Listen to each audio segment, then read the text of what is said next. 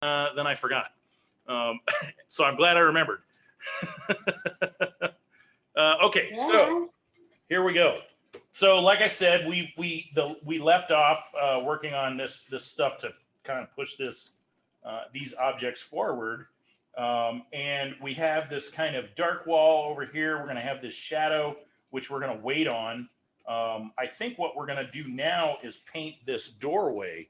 And, I think actually, this door was white in real life.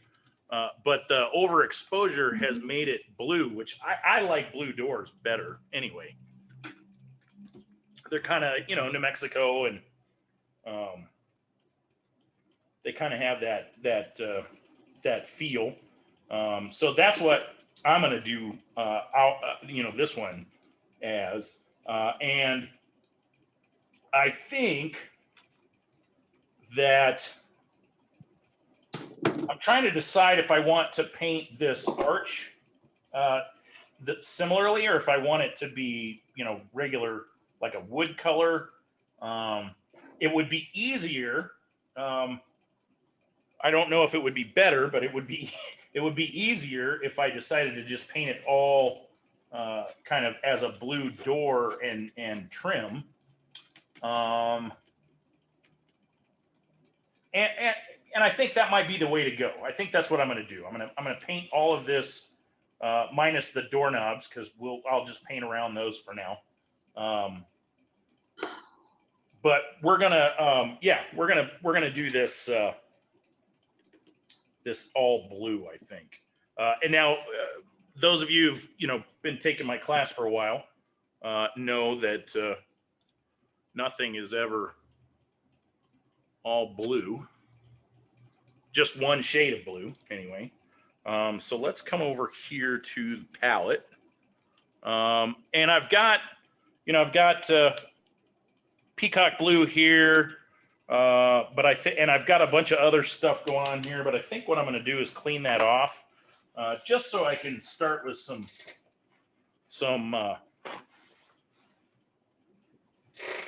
just a cleaner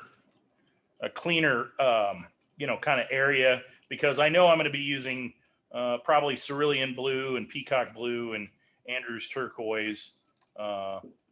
These and if you don't have Andrews turquoise or peacock blue, but you have cerulean blue, that's a great one.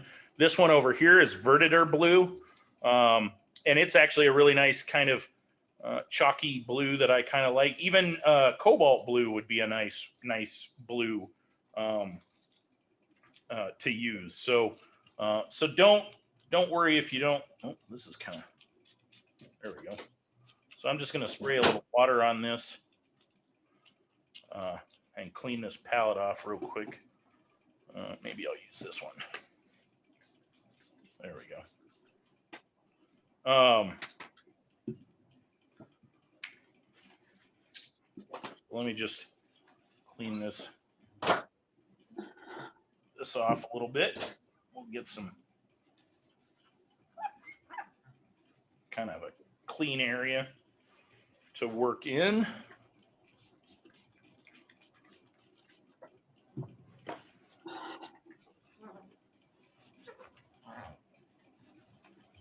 That's good enough. Okay, so I'm going to start with a little. I know I'm going to be using peacock blue, so I'm going to make a nice little puddle of peacock blue right here.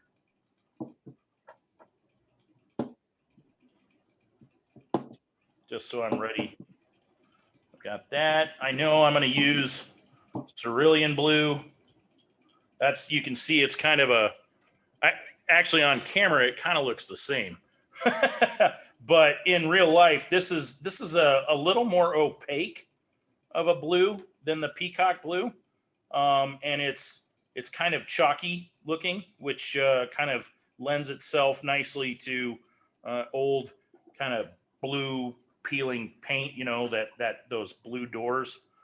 Here, I'll show you what the Verditor blue looks like if you happen to come across that. So it's kind of a similar chalky look, but it's a little darker and a little less sky blue. It's more, it kind of has a little bit of kind of maybe red in it or violet in it.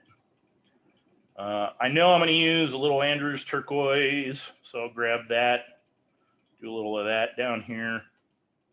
I also know that I'm going to use a little opera in my door. If you don't have opera, you could use like a alizarin crimson. So I'm just going to put a nice little puddle of that over here. And I may use some other colors. I don't know. But these are going to be the kind of go-to. I could even use a little. I could even use a little. Thinking here, what would I want to? What would I want to use? I could use a little. Oh, I know what I like to use sometimes as a. And I don't know if you can see it on my palette. Let me kind of push this up a little bit. I'm going to use a little quinacridone gold as well. So right there, it looks brown, but if I put some on the palette right here, you can see it's kind of this nice gold. Now, if you don't have quinacridone gold, what's the yellow ochre is a great substitute. I just like, I just don't, I used to use yellow ochre. I just like quinacridone gold a little bit better. I think it's a little brighter than yellow ochre, but yellow ochre is perfectly great color. There's nothing wrong with it. So I'm going to kind of use a lot of these maybe these three blues. I don't know if I'll use Verditer or not. I could use cobalt as well. That's kind of similar to the. So if you have a cobalt blue, that's a nice blue to use as well. Later, I'll probably use indigo and royal blue for kind of details and shadows and stuff, and we'll get into that here. But right now, let me pull this back over here, and we can see. Wow, that's just a little, okay. Let me just push that over a little bit. We can see, oh, Jeannie's here, so let me admit her. So we can see that I'm going to actually start with just a little quinacridone gold, and I don't necessarily need to start at the top. I'm just gonna start with a little quinacridone gold, and that's going to kind of be an undercolor on this. So I want a little bit of that. It's mostly watery. You can tell. I mean, it's very light and watery, except for right there where it got really dry really quick. And then I'm going to come in with a little peacock blue. Some of it will overlap and run into that. Some of it will be kind of pure up here maybe in the top. I do need to remember to paint around areas that I wanted to save for those flowers. Maybe I'll have another little bit of that peacock blue down in here, and it'll come down in here. I'm going to paint around my doorknobs. Grab a little bit more pure peacock blue because it was getting a little muddy. Let's see. I think I'm going to grab a little opera now. I'm going to drop a little opera in on top of this quinacridone gold in some spots, and there. So you can see I'm just kind of making a little mishmash, very similar to that thing we did at the very first class. Now I've switched over to Andrews turquoise, and again, if you don't have this many, teal and turquoise kind of colors, it's okay, because these are all very similar. Let me just grab a little of the turquoise. Kind of go around these doorknobs a little bit. Put that in there. But you can see like the what am I saying? The quinacridone gold, which I'm going to go back to now, just adds I'm sorry, I can't speak today. It acts as a bit of weathered wood underneath that color. It just, even though like here it's on top, but it kind of will start to have that feel of weathered wood underneath the paint. I'm going to switch over to a little cerulean blue because that's a little more opaque looking. And that's kind of got a chalkier look to it.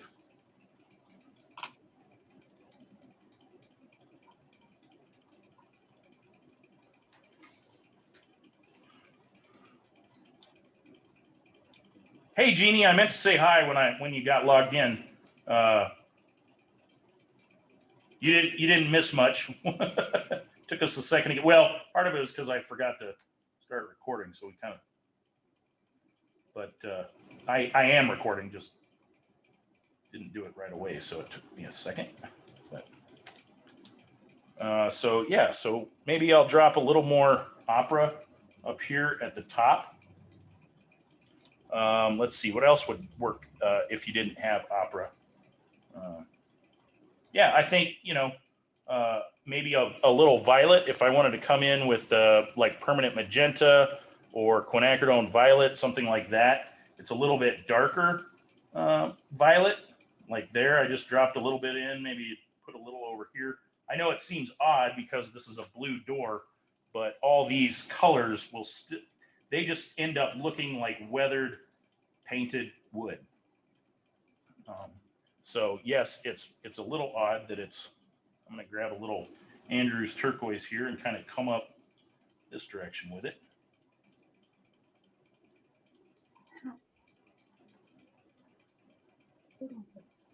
I'm just trying to find out right now. It's so good. Let's see. And maybe I never finished my thought with the cerulean blue. I kind of wanted that. I have my voice off. So we're good. So, but yeah, just do it a minute at a time till it's thawed out. Is all you have to do.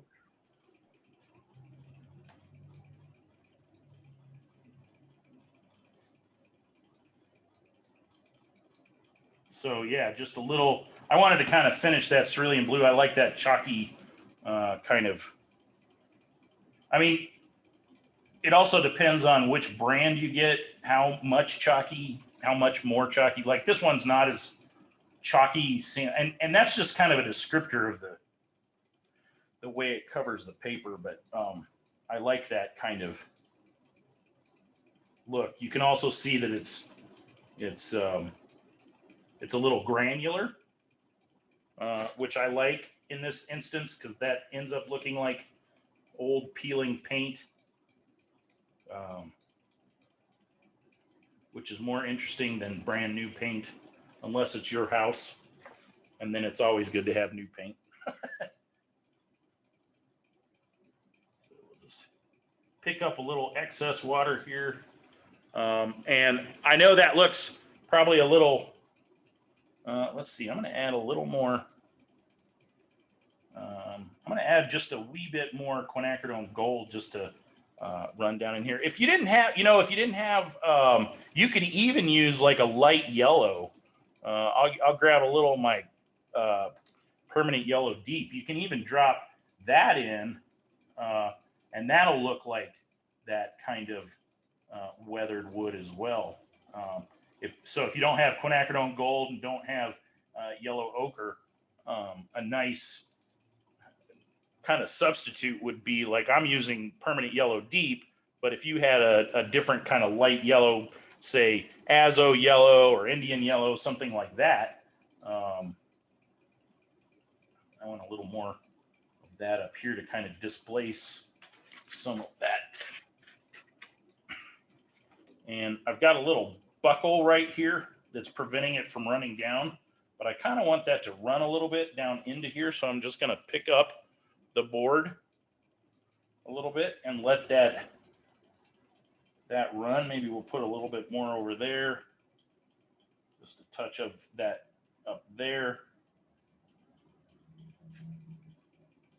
Now I have to be careful because I have that bead of water right here, and if I get too much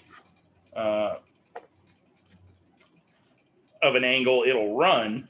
But you'll notice, I mean, because the paper's dry below it, it doesn't really pass that. And then I can just come in here and pick a little bit of that up with a thirsty brush. And boy, that does not want to focus very well. Let's see here.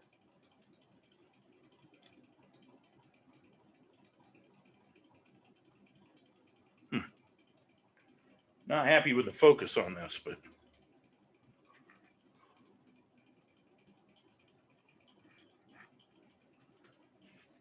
does it look all blurry and fuzzy to you guys?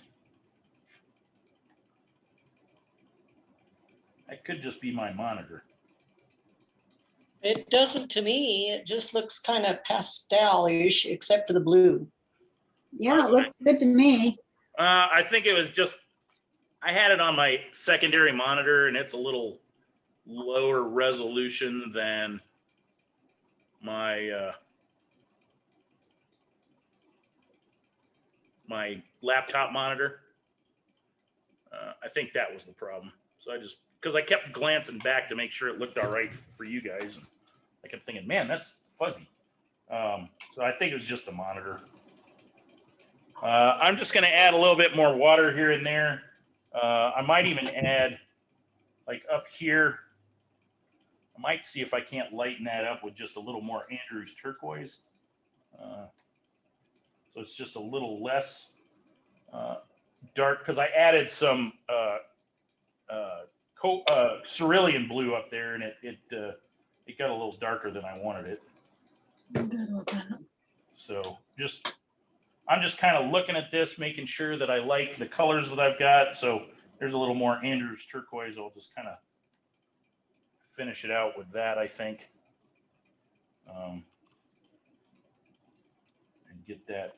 And so when we let that dry, right now it just looks like this weird blue, kind of funky blob. Maybe I want a little less weathered. And let's see. I need a little less water and a little more paint on my brush. I have kind of this light splotch right there that I kind of want to break up a little bit. I don't mind it, being all over. I like that, but I think there was just too much right there, and it kind of was gonna just be distracting. So I just took a little Andrews turquoise again, and put that in and sort of let that run. Now I don't want to overwork this, or it will turn into mud. So I'm going to stop right there, and do I want a little? I do want just a wee bit more. Before I stop, I want to come back in with just a little bit more opera. Right in here. Just pure opera on top there, and let that run. Just to give it a little more of a bright, kind of lighter area.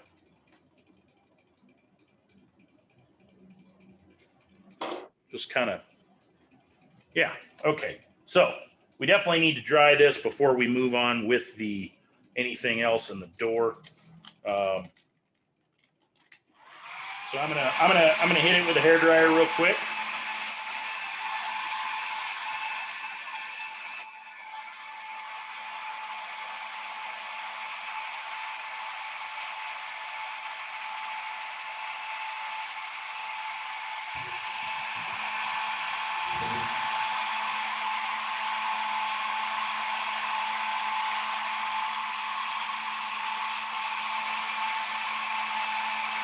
And I have just a wee bit too big a puddle here. I just want to I'm just using the tip of a paper towel there to kind of fix some of that up.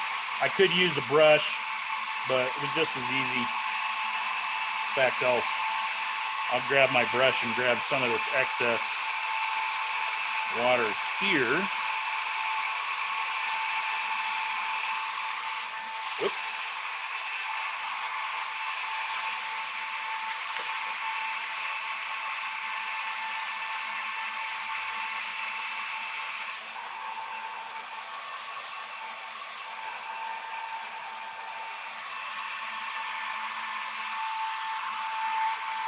And real quickly, while that's still kind of damp, but not, I mean, not super wet, but kind of damp. Well, let's see. I may have waited too long. Yeah, let's try it there. There we go. I wanted to get a couple of blossoms on it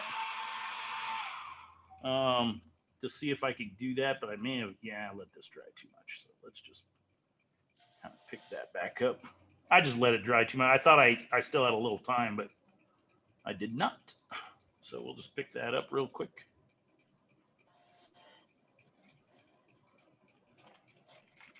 I may get a blossom right here, though. Down on the bottom.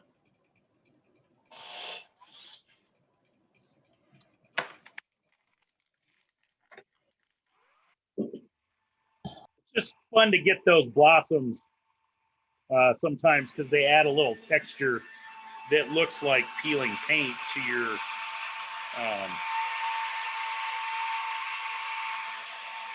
but it's okay if you don't get them. There are days I get them, sometimes I don't.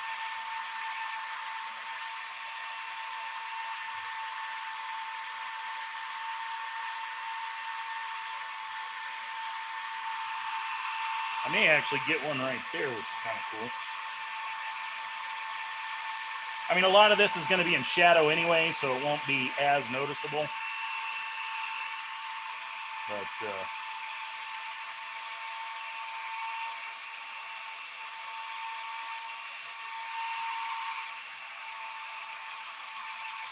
that's all right. Okay, so yeah, that's still kind of damp right there.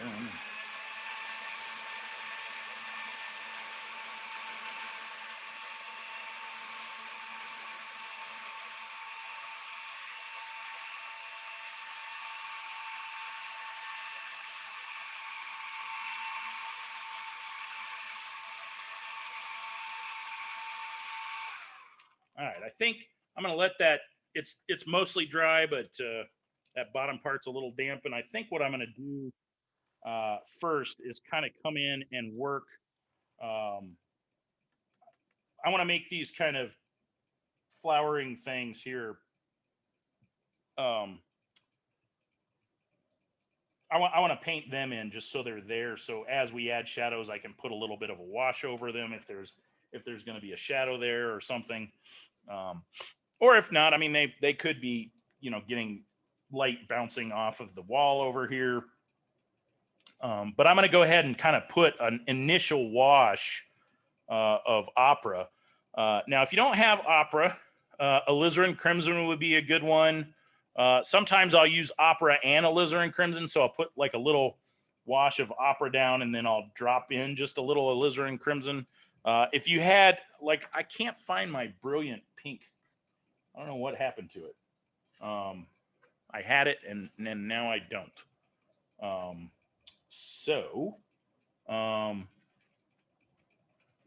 Anyway, if you had something like brilliant pink or something like that, that would be a nice. If you don't want pink flowers, you could use like lemon yellow. That would be a really nice little color, and then use a little lemon yellow and put a little drop of cadmium orange, or in my case, it'd be permanent yellow orange, but or even a cadmium yellow deep kind of thing.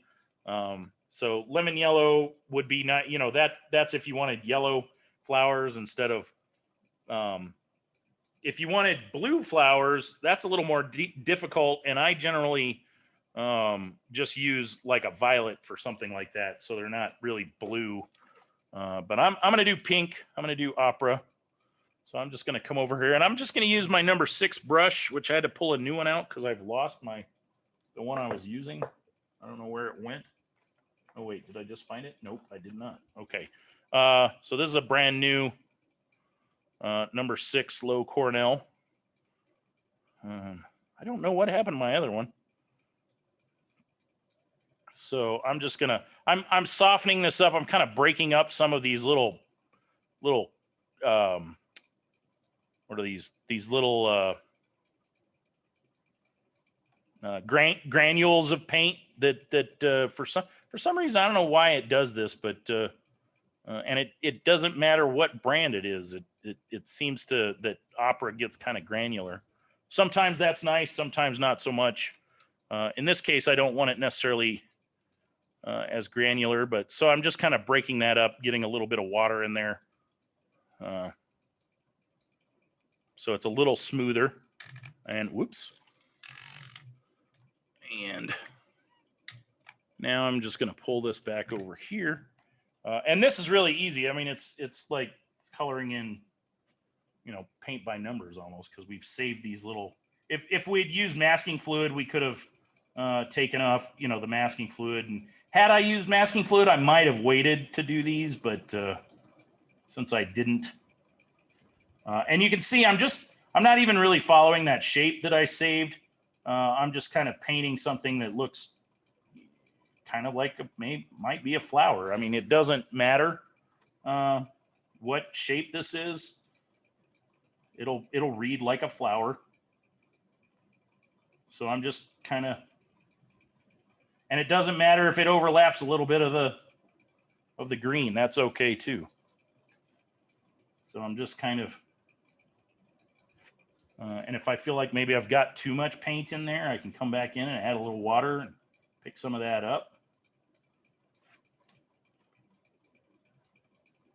And then move it over to a different, maybe that one seems a little too bright, so I'll pick some of it up.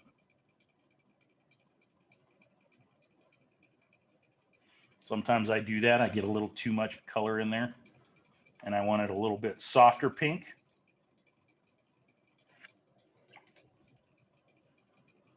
So we'll just come in, and I don't know, I think that was going to be a flower. I don't know. It is now.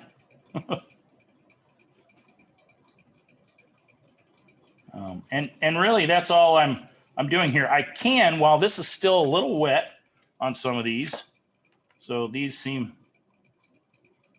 that's a little too much. So let me pick some of that up. While these are still a little wet, I can come in. I'll grab a little alizarin crimson. So that's this guy right here,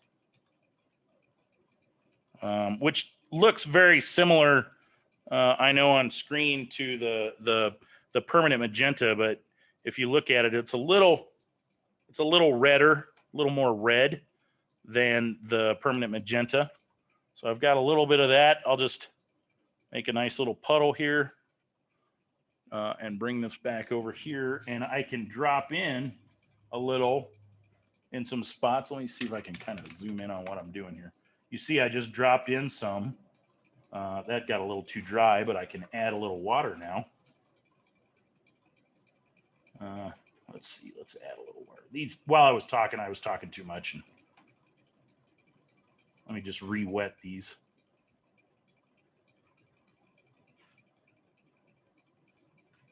Problem was I got a little too far ahead. There we go. So if I just drop in a little, well, that's one that I didn't re-wet. You get kind of a change in color. So again, we're not painting specific petals or the center of a flower. We're just, you know, kind of adding just a different shade of reddish pink in there.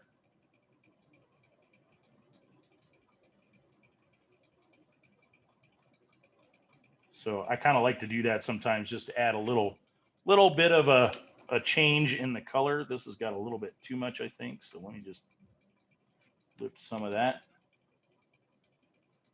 Let me just add a little more opera. I just like it to be slight, you know, not all just one shade of pink. So so we'll just add a little there, add a little here. And I've moved back into the opera, by the way. I just don't know if I said that. Pick some of that up. So again, I can come back in while that's wet, grab a little alizarin crimson. Maybe this is a little change up in color there, maybe down in there. it doesn't need to be a lot. It's just kind of a subtle little variation in color. So it makes it just a wee bit more interesting. Let's keep going on these. So just, and this isn't any particular, I don't know what kind of viney, bushy, shrubby thing this is. It doesn't have to be anything in, a specific, species of plant. It's a kind of vine bush thing with pink flowers. It could just as easily have yellow or orange flowers, but I wanted pink ones, mainly just because we have so much orange in here. I wanted something just a little bit different. Let's see, let me add a little bit more, just to like a couple spots where, and it's adding this stuff in here is sometimes a little subtle, and you might not see it that much, but that's okay. Let's just put a little, come down there with there's a flower down in there too.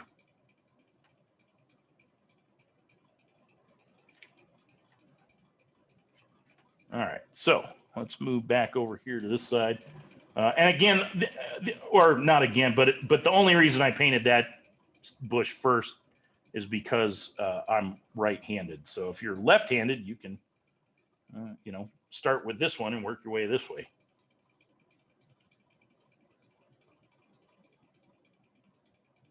So you're not dragging your hand through any paint.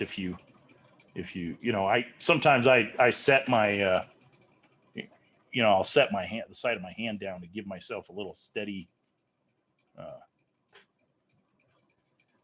because my hand shakes sometimes. So sometimes I use my handshake to my benefit, and sometimes not so. Sometimes I don't want it to shake. So.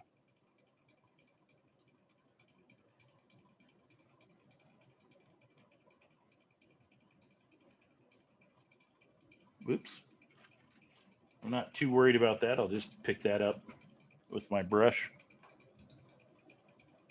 Grab a little more paint and water.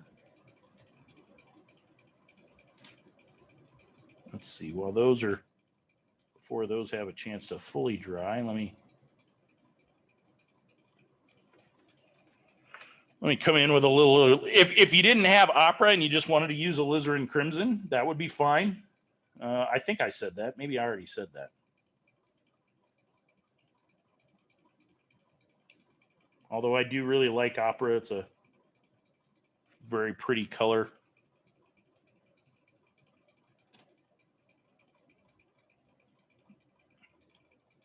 Now we'll just add a little, little blop of alizarin crimson in there. Just to give it a little change.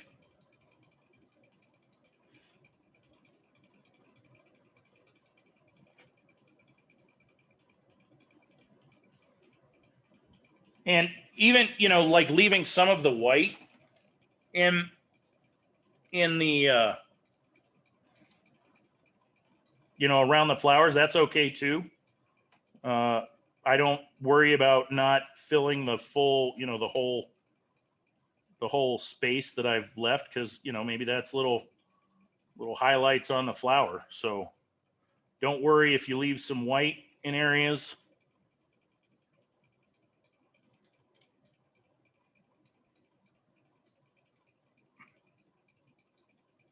Whether you're using, masking fluid, or you're just doing like we did on this one and just painting around the shapes, it doesn't really matter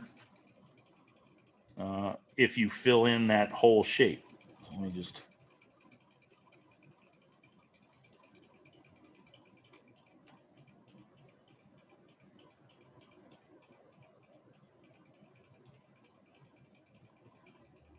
add a little more alizarin crimson. Just pick that up a little bit so it blends a little. Maybe it's not quite as dark as And then let's finish out these last two little flowers here.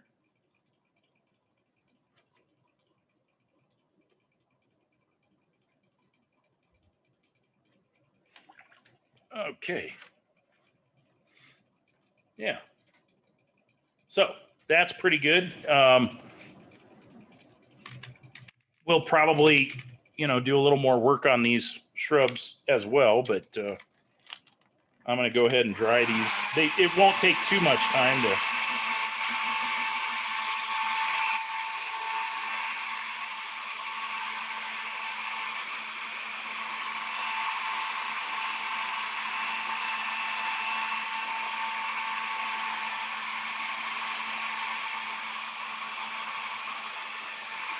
Because there was very little water that we, it was a thin wash, but at the same time, there wasn't a lot of water because it was such a small space. There we go. All right. So let's, I think what I want to do is work on these two big pots.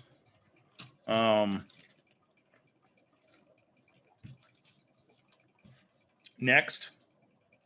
Is everybody doing all right? Do I need to slow down or anything? No, I'm doing fine. Okay. Doing good. All righty.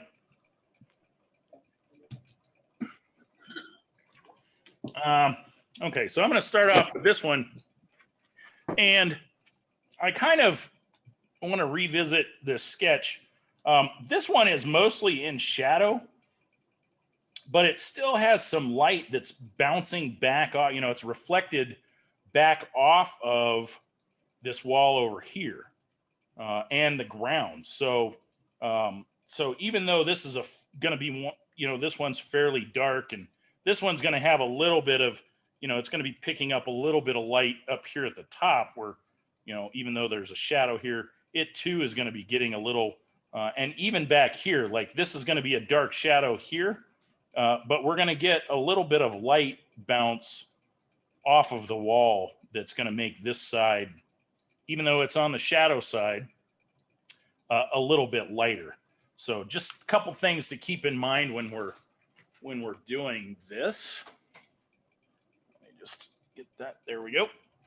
I'm going to use, not again, but well, again, I'm going to use similar colors. I don't really like the fact that the ones in the photo, our reference photo, are white. I could do,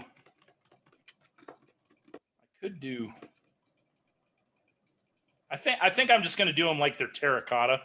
That just has kind of a nice feel to it. So I think that's what I'm going to do.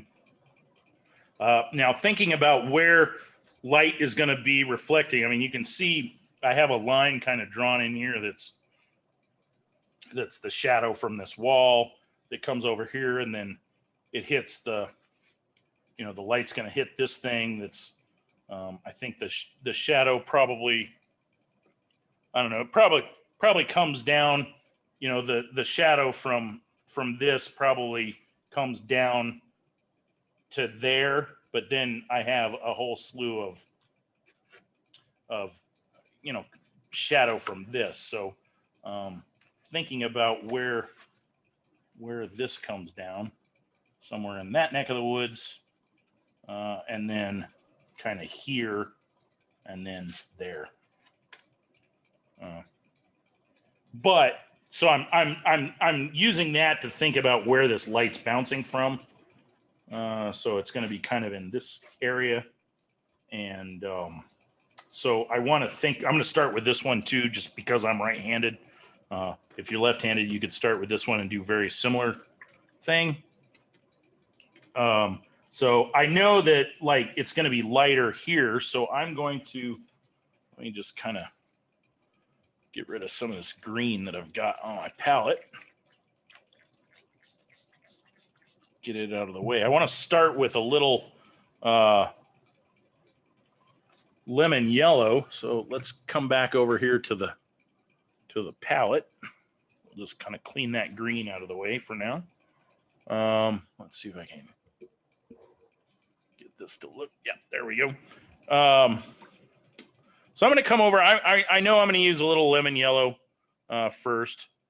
So I'm going to get a nice little puddle of that going. I know I'm definitely going to be using probably permanent yellow orange. And then I'll be using permanent yellow deep and now permanent yellow orange. So I've got, those three kind of sitting there ready to go. Let's start with a little permanent yellow lemon. So lemon yellow, whatever, your lightest yellow is. And if that's Azo yellow or Indian yellow, that's fine. Whoops. So we're just going to come in with a little of that. And I'm just going to put a nice light wash of that in here. We'll just do one pot at a time. So I've got, even though that's probably going to be covered with something else, but I want the colors to kind of run or blend in. So I want them to be smooth. So I'm painting this much larger than it will actually be. The area of yellow. So let's go in. So I'm going to clean my brush now, and I'm going to grab a little permanent yellow deep. Again, whatever your medium yellow orange is. Like cadmium yellow orange, I think, is a very similar color. And I'm going to put a little bit down in here. I think I want a little bit over here. And I definitely want some kind of over in here. So you can see it's going to be kind of a nice little gradient. I'm going to leave some of that yellow there. This is really wet. It's a little hard to tell, but there's quite a bit of water still in here. It's very shiny. If I tilt my head to one side or another, it's still got quite a shine on it, so I know it's wet. Now I'm going to switch over to my permanent yellow orange, or if you have cadmium orange, that's fine. And I'm just going to paint this side, and I'll probably come in a little bit more than I should have probably painted that yellow, the permanent yellow deep a little further out, but that's okay. So we'll just kind of, because actually, let's see, this is going to come down here like this. We'll end up, because this is going to be in shadow, we're going to end up with more kind of darker colors covering a lot of this. So I probably should have brought this in a little bit more.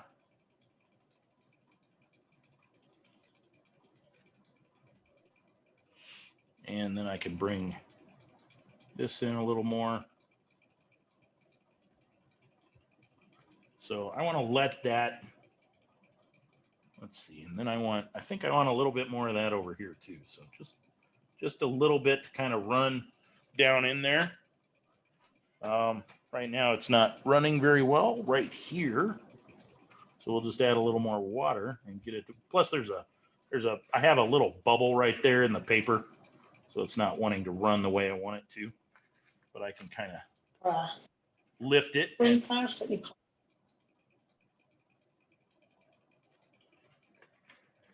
So you can see we've already got a little bit of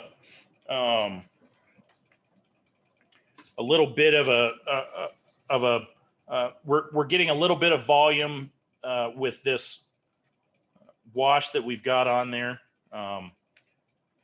We'll work on getting more here after this. I think I want to wait till it dries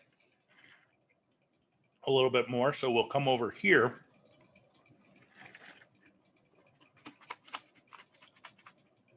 And and we'll kind of do something similar. So on this one, we definitely have some light, I think, up in here where maybe the top of this is possibly catching a little. Yeah, if that kind of comes down like that, and then it kind of angles this way. I think this top of this pot will be catching some light, so we're going to have some yellow there. And then over here, we're going to have a bit. So I want to put in a nice bit of lemon yellow here. We'll pull it down into here as well. Just a nice, give us a lot of options on where that color, where that light's hitting. This is all obviously going to be bouncing off the wall, and then this is coming directly down like so. And then maybe even down in here, we're getting a little bit of light bouncing as well. So we'll come in there, and now so that's the lemon yellow. So now I want to bring in that permanent yellow deep. You could use Indian yellow here if you don't have permanent yellow deep. You could use Azo yellow. I do need to clean this line up, but I'll need to do that with the shadow, so I'm not too worried about that yet. Then there's going to be a little bit of darker area there where it kind of comes up and splits. I'm getting light bouncing off here, but there's going to be a bit of shadow right there, not super dark or anything. So let's bring that down in there like that. Probably a little bit of dark right in there. And then now let's switch over to the permanent yellow orange. If you have, again, cadmium orange, that's a very good and, very close color I'm losing my vocabulary. It's very close to what I'm using. So if you don't have permanent yellow orange, cadmium orange is perfect.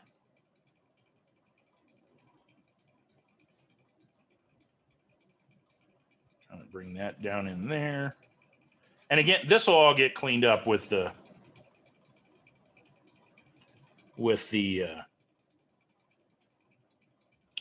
shadow that is going to get on, painted on there. Let's take a look at that.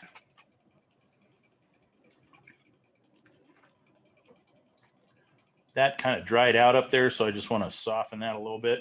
So I'll just put a little water there and then just kind of pick it up and roll it out so it looks like it's blended in a little bit better.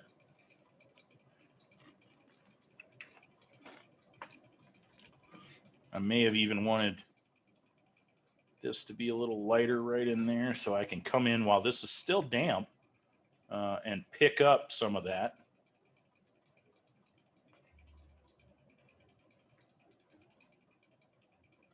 Like so. So while that's drying, we can come back over. Well, no, that's not quite. Well, actually, that's pretty close to where I want it. It's still a little damp, but not sopping wet like the other side.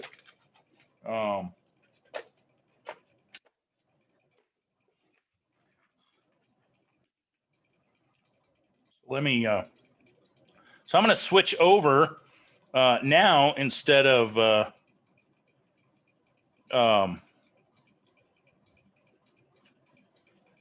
oranges. We're going to use. I think I'm going to use a little Scarlet Lake, but if you had permanent red or a red, I have permanent red, I could use that. But Scarlet Lake is just a wee bit. Let me just. It's a little bit more on the orange side, although permanent red is kind of nice too. So that's permanent red. That's Scarlet Lake next to it.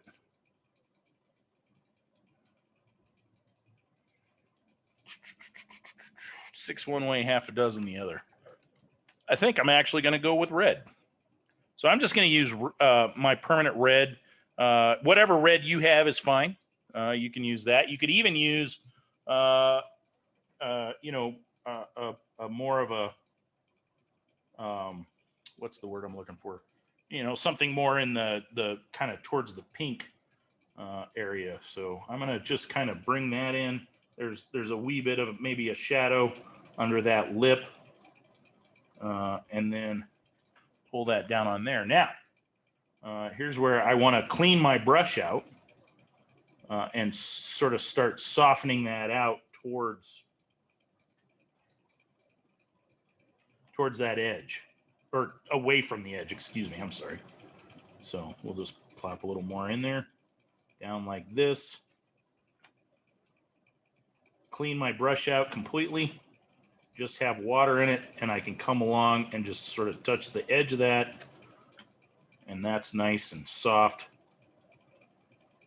and still kind of, maybe that's the little thing down there catching water or whatever. So I can kind of come along like that.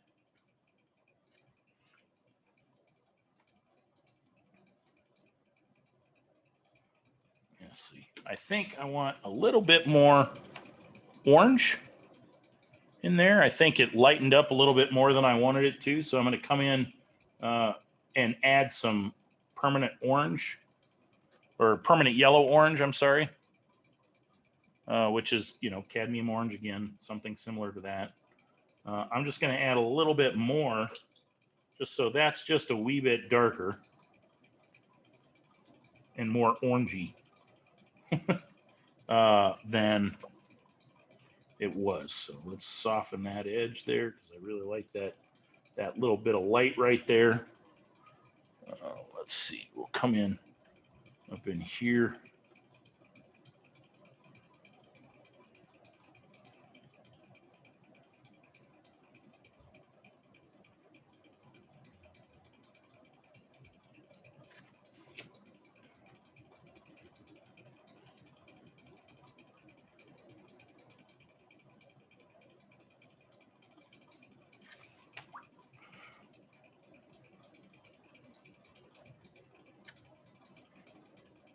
So again, now I'm just taking, I put that color on, and now I'm just taking a clean brush with water and softening the edge, letting it kind of run in.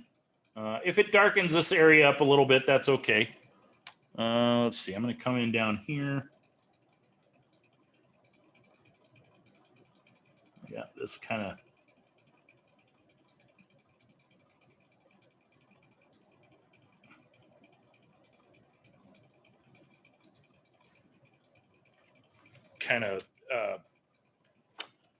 what is that called? The thing that catches the water. I can't think of the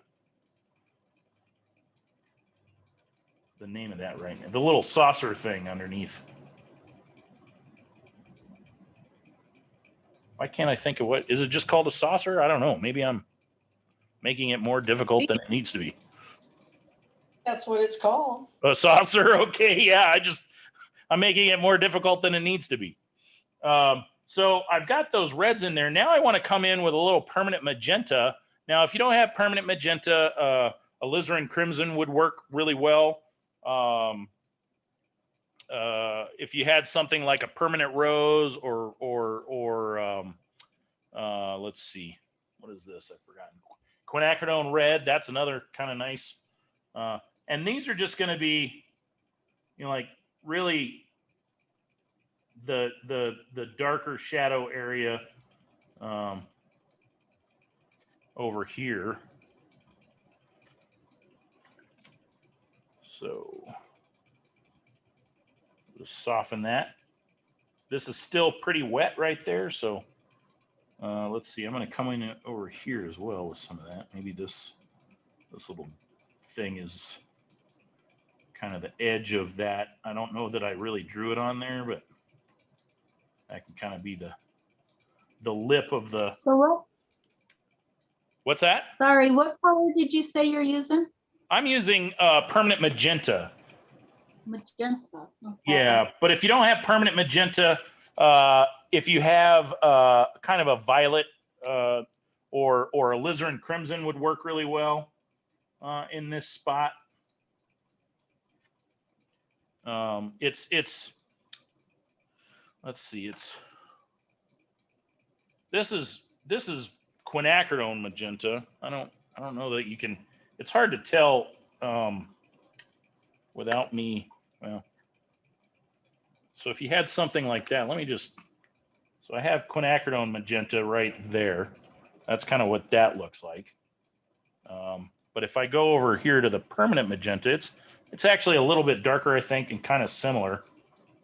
That's permanent magenta, and then let's grab the alizarin crimson. This is alizarin crimson. You can see it's just a wee bit more red. Any of those, anything like that. Let's see, I got a permanent rose over here that's a little more pink. That, that would work. Even just regular red, which I was already using a little bit, would work all right too. But I kind of like going with the little bit darker. Now, I'm going to let this sort of set and blend because right now it's still looking a little orange. So I'm just going to let that do its thing. Maybe pick up a little bit of that. Not quite sure. This is actually drier than I want it to be, but that's okay. I can kind of just re-wet that a little bit. And I'm going to come in with the permanent red, I think is what I was using. There's a little bit of a shadow right here. We'll just kind of... if you had Scarlet Lake, you could use that instead of permanent red. There we go.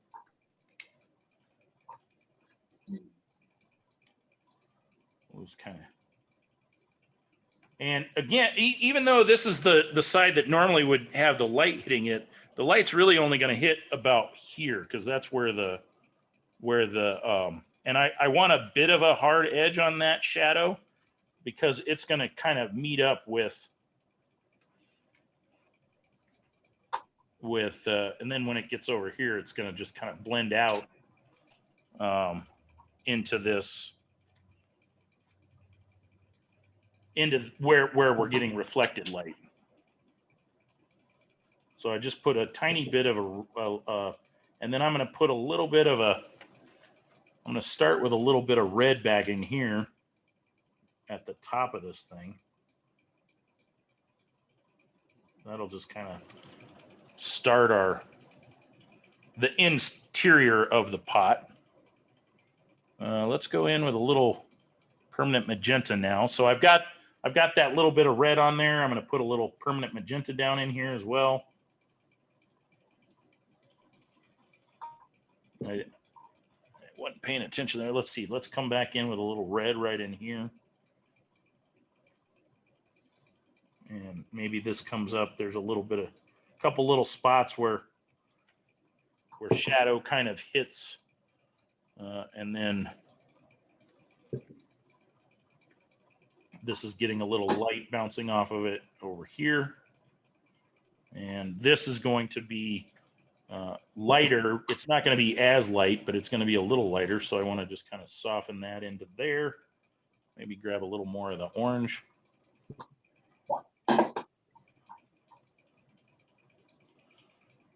And then let's see, I want to come in down here on the bottom of this guy.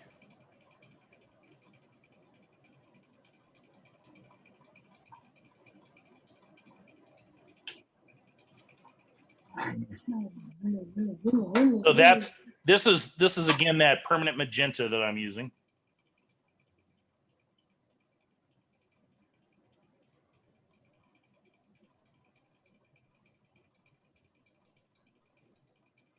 And I'm just kind of putting that little bit of a shadow underneath the lip there.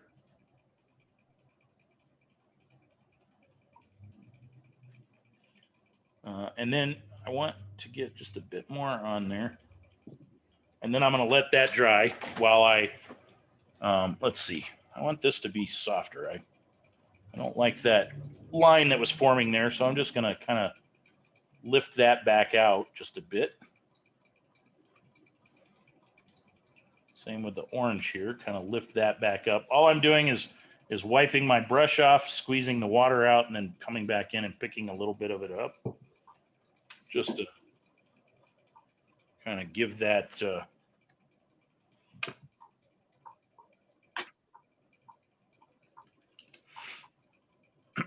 so let's see. I'm going to come in with a little more permanent magenta over here for a second, because this is feeling still a little too red. In fact, maybe what I'll do is switch over to a little quinacridone violet, which I'll show you that on my, so that's this color. So you can see it's quite a bit more purpley. So kind of a light purple if you have a light purple, or a mauve or something like that. Very similar. And I want to start adding that in a couple of places.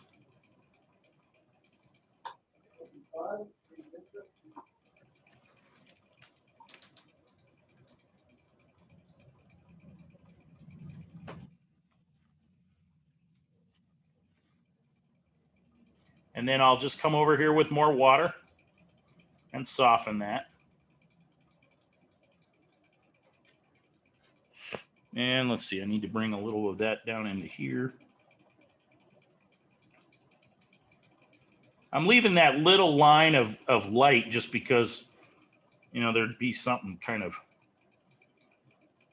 lighter bouncing off, just to distinguish between that that saucer at the bottom and the, see, I did that too soon. Come back over here and grab this. And this is still just quinacridone violet. Let's get a little of that in. I can even put a little of that in here just to darken this area. Maybe down in here. I don't know if that was originally going to be a flower or what, but now it's interior of the pot. Or it might read like a flower in the shadow. I don't know. So we'll just add a little.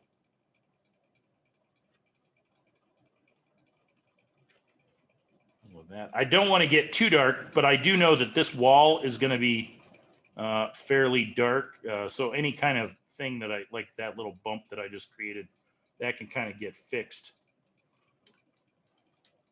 Let me come in with a little more. I want to just hit this with a little more permanent yellow deep over in here, just to darken this just a bit, and then let it run over into the quinacridone violet. We'll even let that kind of run down into there. Just makes it nice and soft. Right now there's a little bit of a glare. Let me see if I can get rid of that. Yeah. So you can kind of see that a little bit better. You know, the shape's a little wonky. This side's a little fatter. This one kind of comes in a little lower. That's okay. Or a little higher. It doesn't really matter. I can kind of come down though with a little bit of the red that I was using and fix this shape a little bit. Because maybe that edge right there is going to be a bit more in shadow. So I can kind of fix that just a little bit. I could have left it. It would have been fine. But I think that looks a little more even now. But, you know, this is handmade, you know, hand painted. So nothing's ever going to be perfect. I'm going to grab a little opera and just plop a little of that in there just to kind of brighten some of this. Here you. It still is going to be very light, even though it doesn't look like it. Oh, need more water than that. We'll just add a little opera. That just adds a little vibrancy to the color. I'm going to come over here now and sort of finish this one up. Let's see. I want a little, I think a little quinacridone violet now. I got this one a little darker than that one, so I think I'm just going to go into the quinacridone violet instead of using more of the permanent magenta.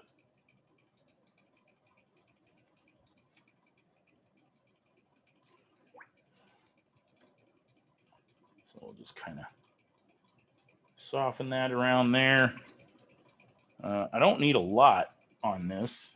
I do want a little bit of this saucer. Kind of fix that shape a little bit.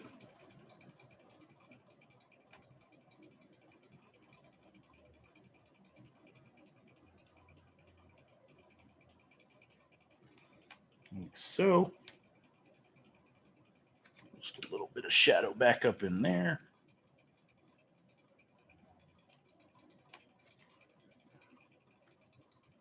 And let's come in now with a little opera. I don't think that it needs a too much more. I think this pot is looking okay for now. So I just want to add that bit of pink right in there. And maybe even some over this reflected light here. I know that seems like I've added a lot and really covered up that light area, but now I'm going to just add a whole slew of water and then pick up some of that again so that shows through. And then that just kind of blends nicely into and looks a little less. In fact, I may add just a bit more of the opera over here. It looks a little less like it's got sharp light on it like this versus reflected light. So I think I'm going to add just a bit more of that over here as well, just to kind of soften everything just a bit. Well, if I can get enough of it along with enough water. There we go. Yeah. So that just kind of softens that light a little bit. It's still quite a bit lighter than, obviously it's not white like our source photo, but I didn't want mine to be white. That just seemed kind of boring to me, so let's bring that in like so. Kind of clean that up a bit. Yeah. So let me kind of zoom in on that for you guys a little bit so you can see that a little better. If I decide that this, I don't think that this is going to be too bright. I kind of like that bit catching. This might be a little too dark right here. I may want to kind of soften that up and just kind of pull that around a little bit. So just lifting with my brush, actually just kind of scrubbing backwards, pushing the bristles backwards, which is a little hard on your brush. So I don't know that I recommend doing it all the time, but every now and then, just kind of using them to pick up some of that, just to sort of soften that and ease us into that transition a little bit right there. But we've got a nice bright light on that. We'll have this nice shadow over here. We'll have this shadow coming over. Heck, that may end up being kind of our area of interest. I don't know. I doubt it, but that'll help pull us over into this area. So, yeah. Any questions or anything? That little bit of light there is bugging me. I need to knock that back just a bit. There we go. That was just a wee bit too bright right there. Forgot about it. Nope. You guys are all okay then, I guess. I'm going to dry it real quick.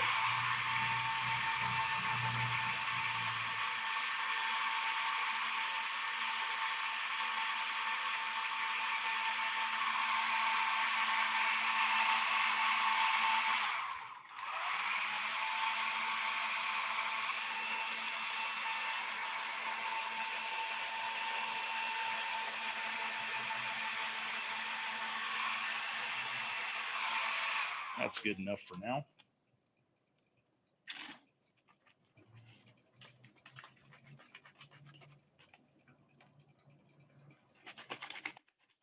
Yeah, I'm kind of happy with those.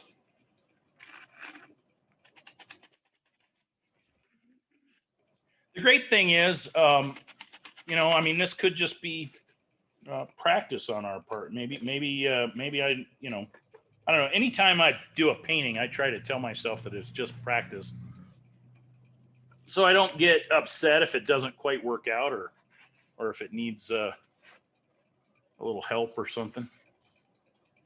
There we go. That's what I tell myself every time. Good deal. Yeah. That way you're just not.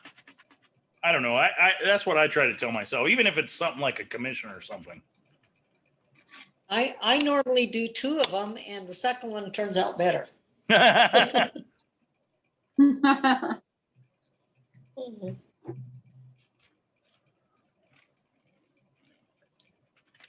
Yeah, you can call this one your prototype, your practice piece.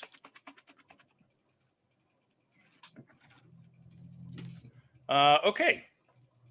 I'm pretty happy with that.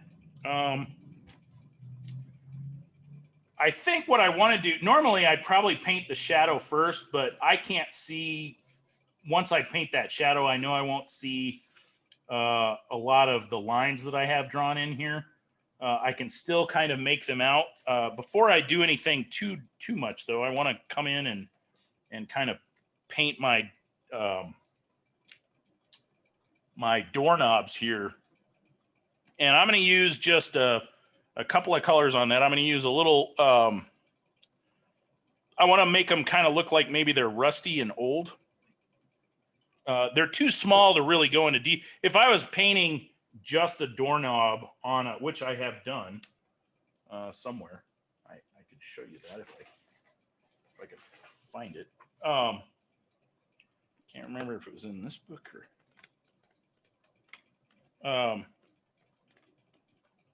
You know, if I was doing just the doorknob, like a detail, I would do it a little differently. But for this, we're just going to paint. I guess it's not in this book. I had a little detail of a doorknob that I was going to show you guys, but I don't know where that other book is. I still haven't been able to find it. Anyway, so I'm going to use a little, just a little bit of quinacridone gold. Let's come over here so you can see what I'm doing. So I've got quinacridone gold down here in the lower right-hand corner. It's a little hard to see, but let's see here. There we go. Little quinacridone gold. I'm just going to put a little of that right there. It can kind of get a little granular sometimes too, but normally it smooths out quite nice. So I got a little quinacridone gold, and then I want to use a little burnt sienna, which is this guy right here. So burnt sienna, you know, if you wanted to use something a little fancy, you could use quinacridone burnt orange or brown madder. I'm just going to use, most people have burnt sienna, so that's what I'm going to use is just burnt sienna. And it looks very similar on screen, but you can see it's just a wee bit redder than the quinacridone gold. And the quinacridone gold is going to go on so light that it's not going to be that noticeable. So I'm just going to paint. I'm going to come back over here and grab just a bit of tiny bit of quinacridone gold, mostly water, and I'm going to put that on my doorknob. Now you can see it's looks like it's there's a lot of paint on there. There's not. It's mostly water, so I'm going to pick some of that up because I've got a little too much water in there. So all I'm doing is kind of wiping my brush off so it doesn't have much water in it. It's still damp, but let's see. Let me get in on that too. So all it is just a real thin wash of that quinacridone gold. And I kind of want to let it set for a second, let it dry. Not fully, because I do want it to run a little bit, but I want it to dry just to, so I'm going to hit it for like a couple seconds with my hair dryer. Just to take the edge off a little bit. And then I'm going to come in with my my burnt sienna.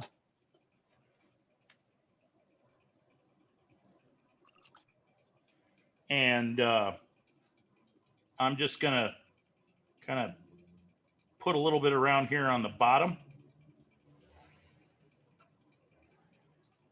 Like so.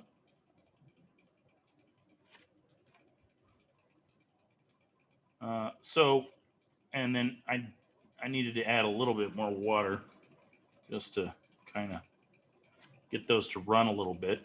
And I'm going to let that set for a second. I'm going to soften that little spot up there so it looks more like the doorknob and less like a weird shape that didn't get painted correctly. Let me just come in with just a wee bit more burnt sienna down in here. And really all I'm doing is just painting I'm going to make it slightly seem slightly round. So I'm going to hit that with a hairdryer really quick. Take the edge off that. And then I'm going to take some, let me just come over here and I'll show you what I'm going to do. I'm going to take a little royal blue. So I got a little royal blue here.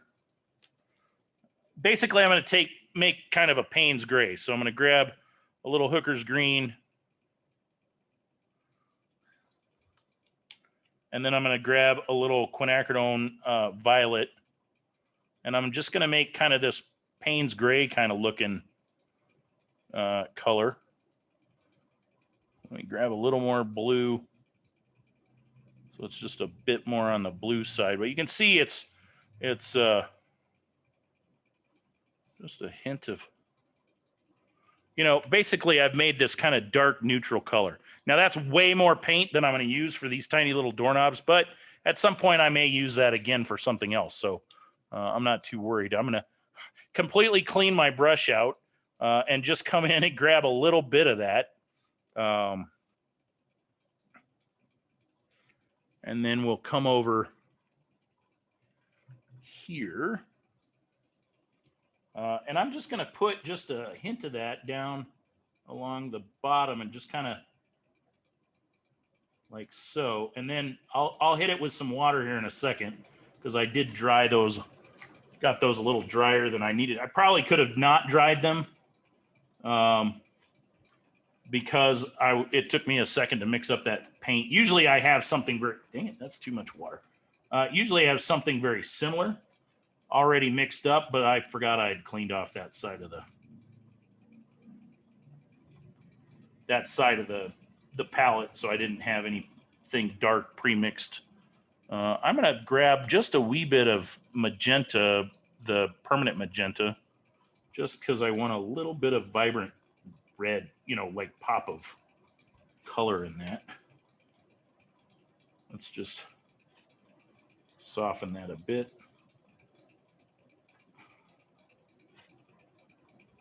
But you can see I've added that little bit of that dark kind of neutral that I mixed up. If you have Payne's gray, you could use Payne's gray. There's nothing wrong with, I like Payne's gray. I just kind of quit using it for some reason. Mainly because I just quit using it. I wasn't using it very often. And so I just thought, well, I'll just mix something similar. So that's what I did.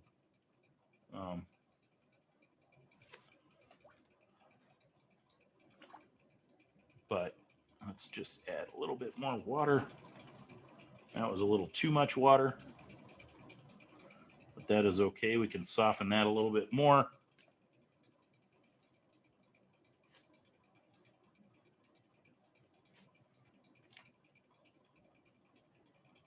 Let's less of a line. I don't want it to look like it's outlined. I just want to kind of give it a little bit of a shadow, or yeah, a little bit of a round looking. Let's see, there's some glare on it, maybe. I don't know. There is a little glare on it. Let me dry it real quick and we'll see how it looks and if I need to do anything else to it. You know, the cool thing about this is these are a tiny little detail that's really going to get a shadow painted over it. So I'm probably putting more thought into this than need be. If I wanted to, I could add just a touch of, you know, the permanent yellow deep, just to kind of lighten it up a little bit.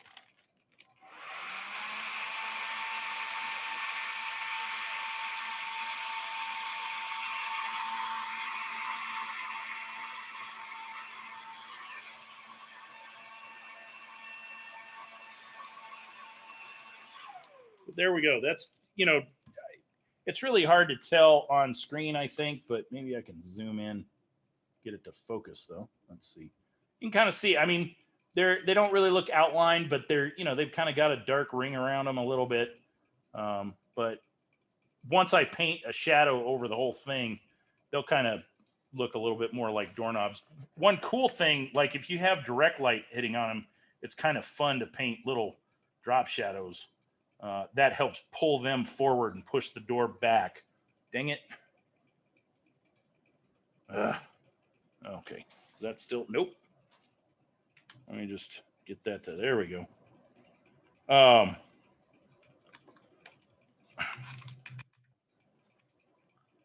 Sorry about that. Well, I just took a screenshot.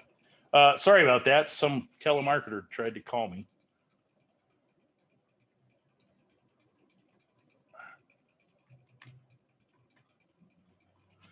Okay, so simple, easy. If we were, I really would like to show you that.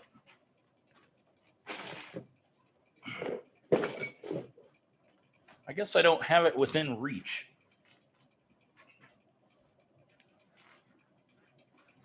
Hopefully it didn't walk off. Normally I don't have a problem with that, but you never know.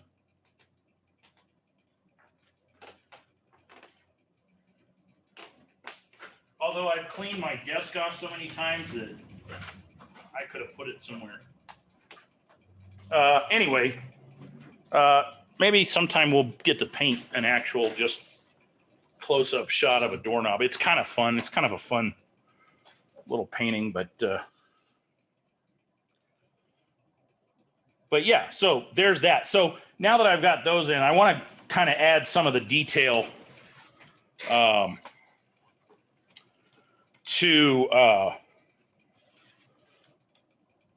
get some of those lines in there. So I'm going to come across back over here to my palette, and I have that dark gray, but that's a little too dark. But if I come back in with a little royal blue, I don't mind that it's dark. I just think it's a little too neutral, and I wanted a little more gray, blue.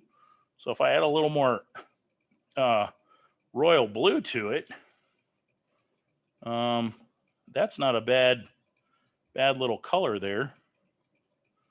I could just have used straight indigo or something like that, or even just straight royal blue. But I like it a little darker. It's a little hard to tell. Let me see if I can. I'll show you. It kind of looks like that. So a little lighter than it did, or than the doorknob. So we'll just come over here. So it's cobalt blue and what else? No, it's royal blue that I just added to that dark, which was royal blue, quinacridone violet, and hooker's green. So I just grabbed a little more royal blue and dropped it on top of that, just to make it a little more blue and less gray. But you can use straight royal blue if you've got that. You could use straight indigo. You could use straight Prussian blue or Antwerp blue. Any of those dark blues would be fine.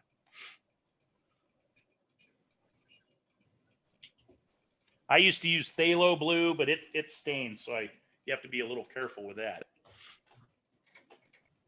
Okay, so now I need to figure out where the top of my door is, and I believe it's right here. So I'm going to come in and let me see if I can move this over just a bit more. I'm going to come in and I want to carefully paint. Yeah, so this is kind of the wooden archway. So I'm gonna paint kind of to about the center of the door. I want it to be fairly thin there, but then as I get over here, it's going to be a little thicker because we're going to see this edge of. Sorry about that. I'm getting a little feedback or something. I want it to be a little. We're going to see this edge of that archway, piece. So this is going to be kind of a thicker line. Coming in like. One more time. That's cobalt blue. Did you say? No, this just you could just use royal blue or I'm not using cobalt at all. This is like a dark, but cobalt is more of a kind of a lighter. It's a dark blue, but it's lighter, more kind of sky blue almost, or water. This is what I'm using is that dark mix that I made. That was royal blue, quinacridone violet. Sorry, quinacridone violet and Hooker's green mixed, and then I just added some more royal blue to it. But you could use, if you had Prussian blue, or you had Antwerp blue, or if you have indigo, or just straight royal blue. Any of those kind of darker blues, I think you could probably even get away with. Let's look at ultramarine. So, I'm just gonna. Let's say I've got ultramarine. That's a little bright, but if you mixed a little green and violet with it, it might work. I'll show you what cobalt looks like. Cobalt is more like this. Actually, cobalt mixed with a little blue and a little green and violet would work too, actually. Either one of those. So you could mix it that way. Let me show you. I'll just mix a little cobalt blue with Hooker's green and then add a little quinacridone violet to it. That makes a gray, and then we'll add a little bit more cobalt. So this is that cobalt mix with green and violet there. So yeah, you could use cobalt if that's what you've got. You could use cobalt for sure. I don't know that I'd use ultramarine. It's a little too bright. That's what that is. So yeah, I guess that's not what I'm using, but this is. I'll show you what I'm using. It's fairly close. See, it's so close. It's hard to even tell that there's a difference.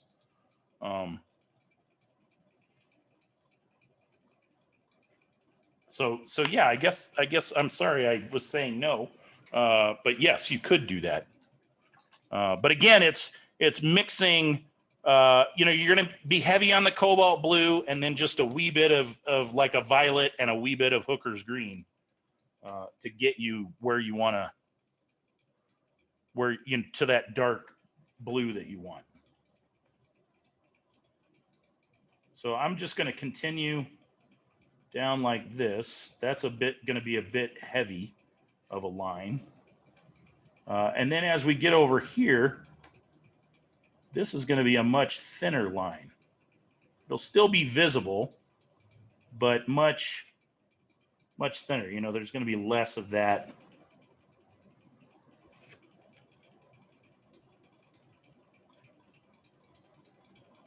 There'll be a little bit, you know, it won't be quite as heavy as this one. In fact, this part, that's a little heavier than this. So this needs to be just a bit thicker.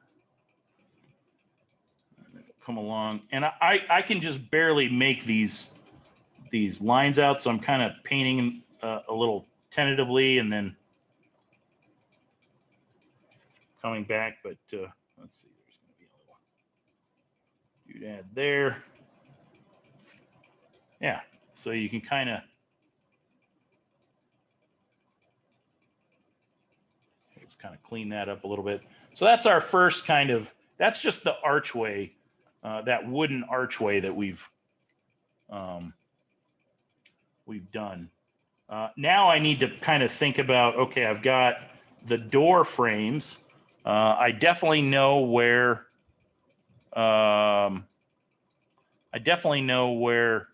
the center line is going to be. It's going to go down right between those doorknobs. So those are a little off center, but that's all right. So I'm going to come in like so. And I'm just painting this as thin as I can right now. And you can tell, I mean, it's not perfectly straight, but if I kind of do little sort of short strokes, I can get a fairly straight. Yeah, that's a little off center, but that's just the way I drew it. And I didn't notice that while I was painting those doorknobs, but that's okay. So I've got that initial kind of split where the two doors meet. And I want to paint, I think the outer, you know, so I want to do this next. There's this board that runs the full height of the door. So I'm just going to kind of bring that in like so. And it's just going to come straight down. And I'm just going to do one half and then I'll do the next half. And then I know that I'm going to have this board that comes up and is curved. So in all likelihood, it's made from several pieces, but that's okay. We're going to come up. And right now I'm just painting a thin line because there's going to be spots where it's thin and then there's going to be spots where it's thick. So I'm just going to kind of paint it as thinly as possible at first.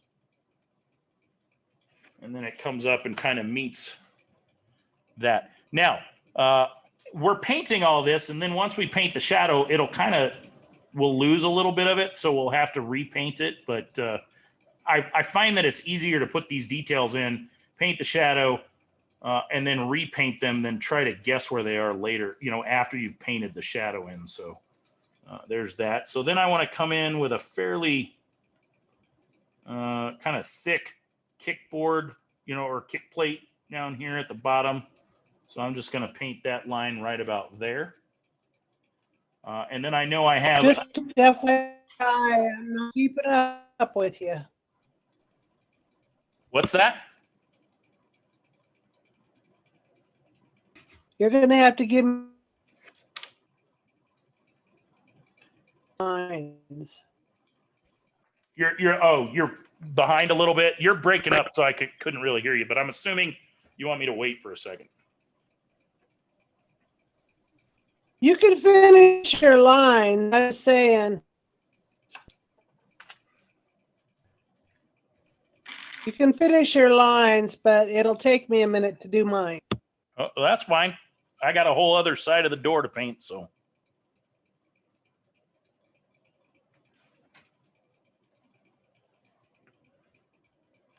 Okay, so I'm going to come across. I know I'm going to have another little break here where there's a board that comes across, and then there's going to be a board that comes across here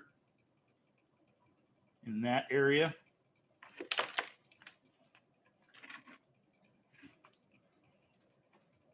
So I now know where the thick part and the thin part's going to be. So I can come in and add some depth to these spots inside, because and then here.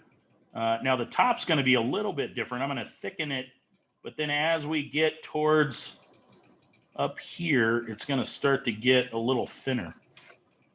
And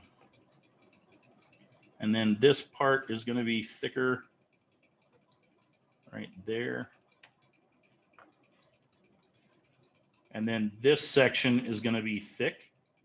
So we'll just paint kind of a thicker line right on top of our other one.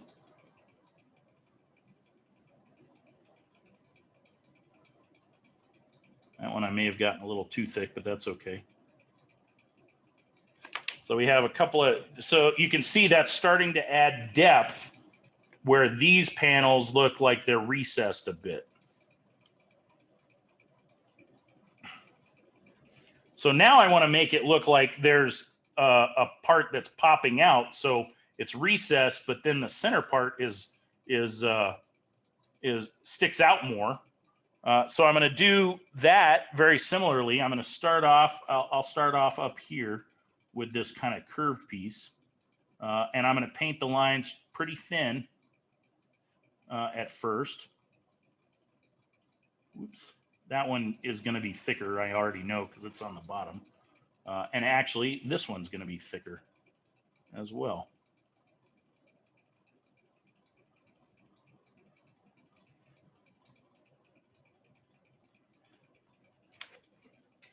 And so we'll do that here. We'll kind of come in with a thin line on the top and the side. And then the left side will be thicker because it's casting a shadow.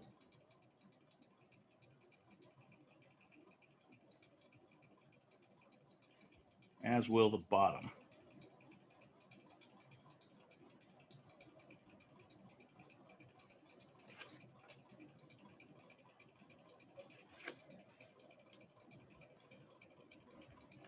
And I want that got a little light on me, so I want to just darken that.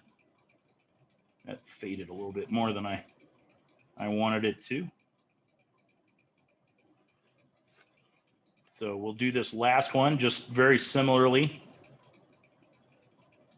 A nice thin line on the top and the right side. And you'll notice, I mean, it's opposite of this because this part is sunk in and this part is raised.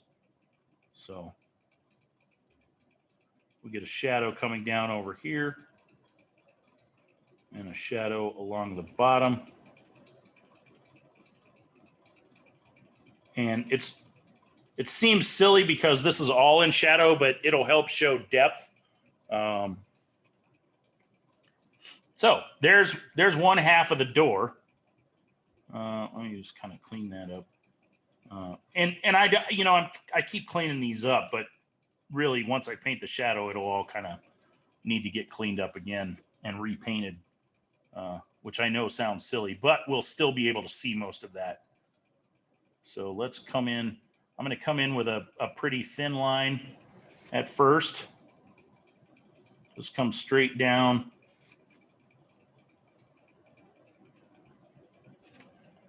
Like so.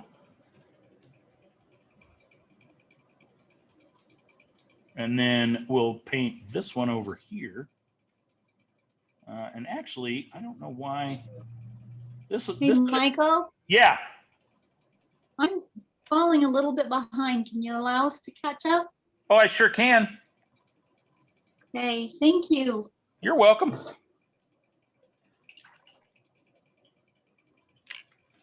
Yeah, we'll wait. I'll wait a second and let you guys catch up.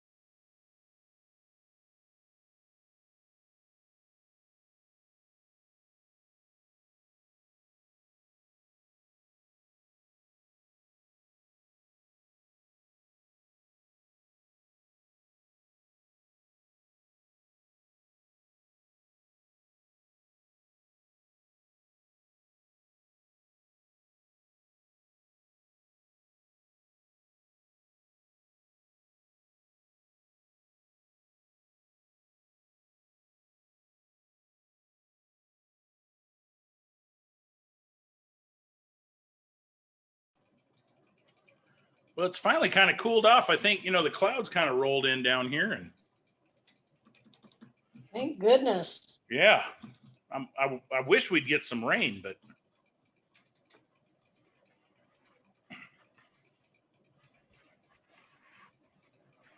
I have the ceiling fan on high, but and it helps a little bit. But I had a kind of a tall fan that I could direct, air onto me, which really helped. It actually helped quite a bit, and it died the other day.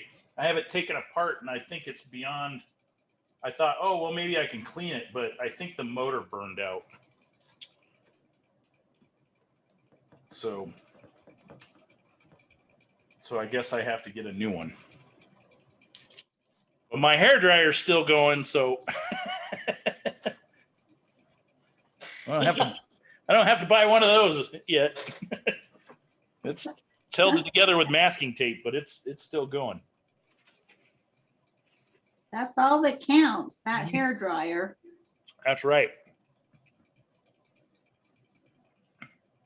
So Michael, you said the shadow was to the right of those squares? Yeah, because and this is a little bit of artistic license here because this is all in shadow, but the way I look at it is this bit, the light's coming from this direction, and we'll see this bit a little bit more. So because this is raised, this section, this whole piece here is actually indented. It's thinner than these frame pieces. So that's why you see this dark, this deep shadow here, because all these frame pieces stick out. It's like a cabinet or a really nice wooden door. These bits stick out further, and then there's this inner panel that slides in to grooves in all these things, and then there's a raised center portion, and so this is this right side of this and this and the bottom will all have a kind of a thicker shadow line, and what it does is it raises, and you can see it here too with this sticks out the most of everything. Then next it's this door frame. And then this panel is indented, but then this sticks out almost as much as, or at least as much as the door frame. So it's kind of a raised panel within a what is that called in cabinet? I think it's just a raised panel within the Yes. yeah. But yeah, Recessed with. yeah, recessed. We have this recessed panel with a raised center. So yeah, that's why this is all kind of dark on this other side. So I just basically base that on the direction the light's coming from. Even though this is all mostly in shadow,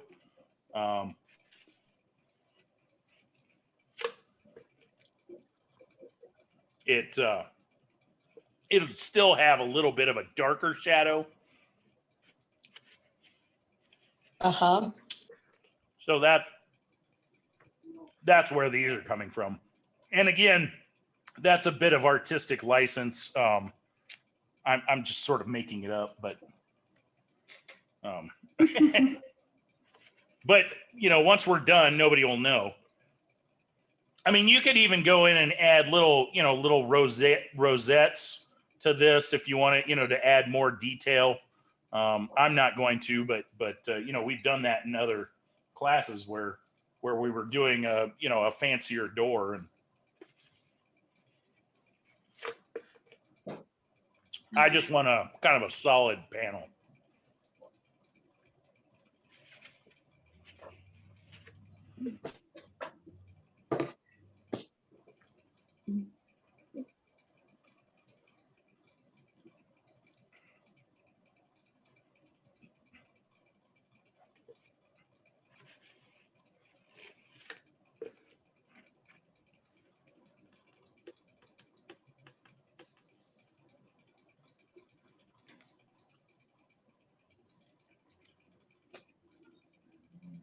while I'm waiting on you guys, I'm looking at this to see if I need to kind of clean. I want to kind of clean that up just a bit, even though I probably don't really need to, because once I paint that big shadow over it, it'll kind of need to be fixed anyway. And I do want to come over here. I've got a little bit of, I'm just going to kind of come over here and fix that.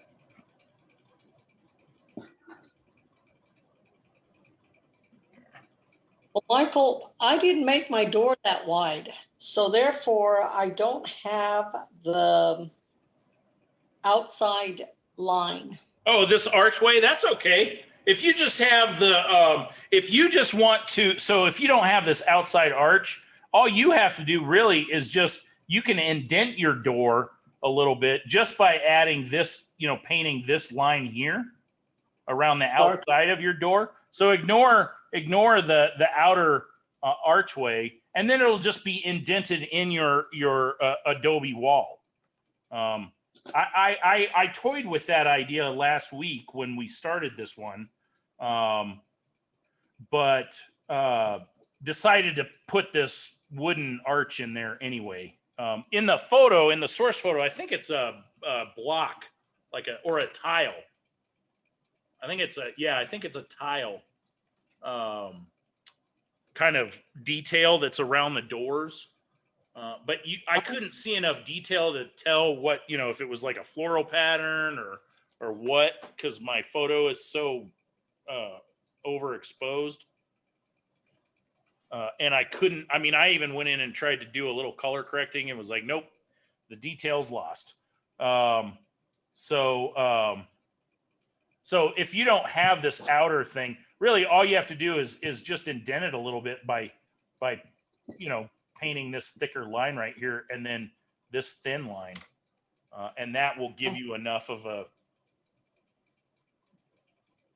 yeah, you don't need this outer decorative trim, basically, is what that is.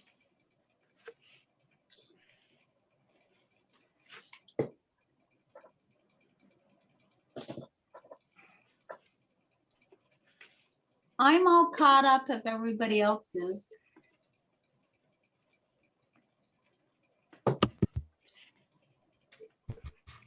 I'm caught too. Thank you. Oh, sure. Yeah. Yeah. Okay. Well, I'll go ahead and keep moving along on the door here then.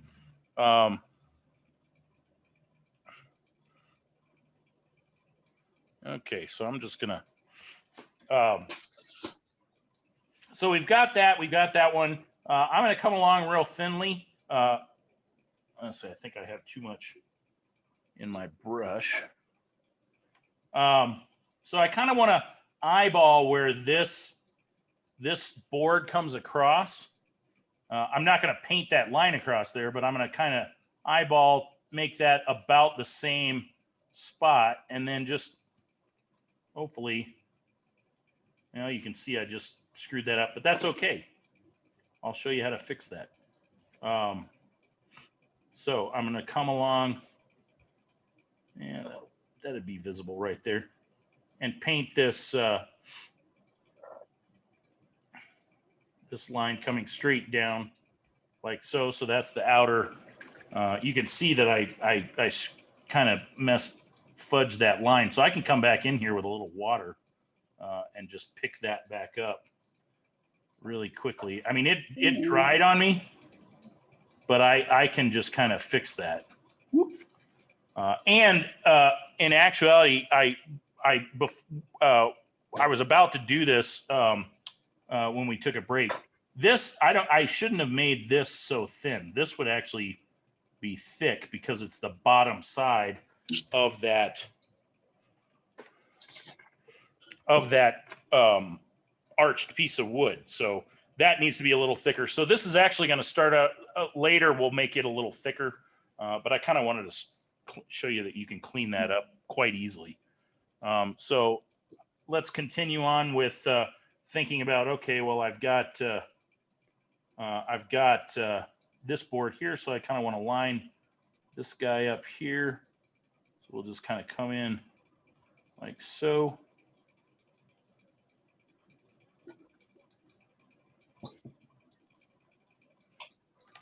And then I want to line this guy up roughly, approximately in the same spot. If it's not quite, it's okay. Again, you know, this is a hand painted piece of art. It's not computer drafting. You can see I just made these lines go a little too long. I can just add a little water there and scrub those out quite easily. Just, and they're gone. That line's a little crooked, but that's okay. I can fix it later. Let's see. Let's go across. What? And you know why it's crooked? Because I was painting like this, and I was just using my wrist, so it went. Whoop. If I had painted it correctly, like this, and used my whole arm and not just my wrist, it wouldn't be curved. So I'll show you real quick. I'll just come across. Well, that wasn't a very good example because I accidentally, let's just do that over again. Cool thing is, don't panic.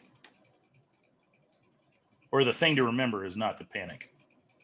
Again, most of this is going to be under a shadow, so the fact that I'm getting this little area here a little, you know, weird, and it's got some texture now, is okay. So we'll just clean that up really quick. Boop, boop. We'll let that dry, and I'll come down here, and my arm got caught on my desk. So if I just kind of come across straight, and then it started to shake. So I had that shake moment. Let me hit that with a hairdryer real quick, and I'll show you how to. Okay, show you how I'll fix that. So I'll just come in.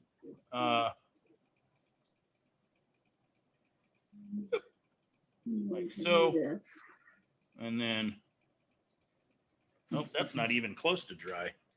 I thought that was dry.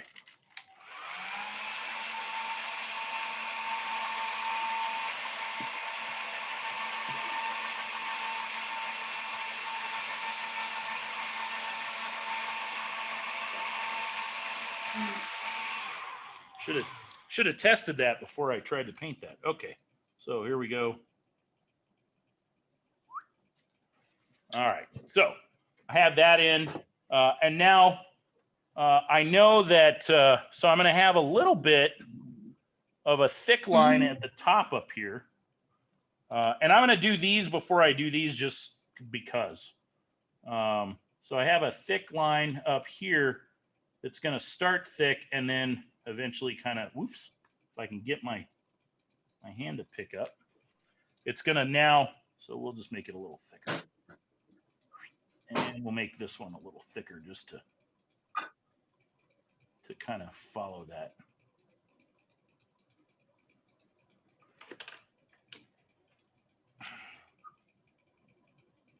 And if I think it's too thick, then I can always fix it later. So I have a thicker line that comes down.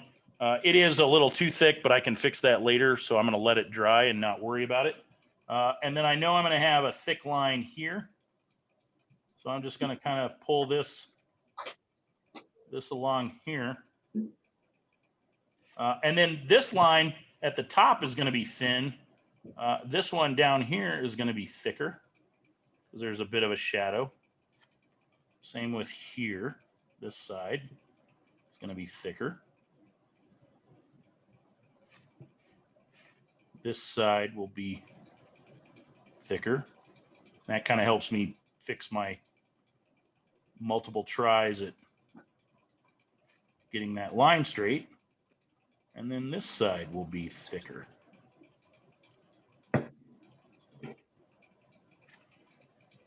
Just like that. Okay, so let me come in. I'm going to paint this shape, and I'm just going to paint thin lines at first, just so I can get them drawn in with the brush.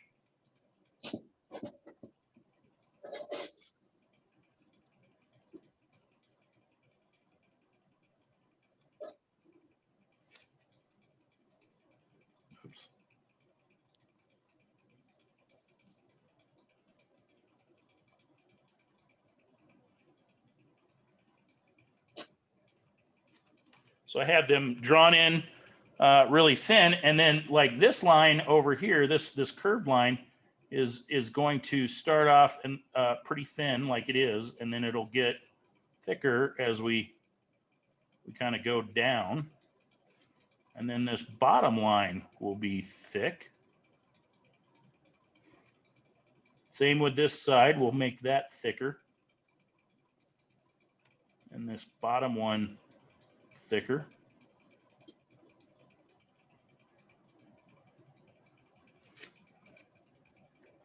Same here, we'll make this one. I feel like I made the square a little bit too thick, wide, so we'll just kind of do it on the inside of my square in this case. And it kind of makes that square a little bit smaller. But there you go. I've got all those raised panels, raised and recessed. There we go. Panels. Now this, I know, was a little too thick. So I just want to kind of come in and fix that now that it's dried. Because my hand shook right there when it shouldn't have. And all I do is I have a clean brush and I'm just picking up some of that line, just kind of coming up to the edge of it and picking up some of that and thinning that down.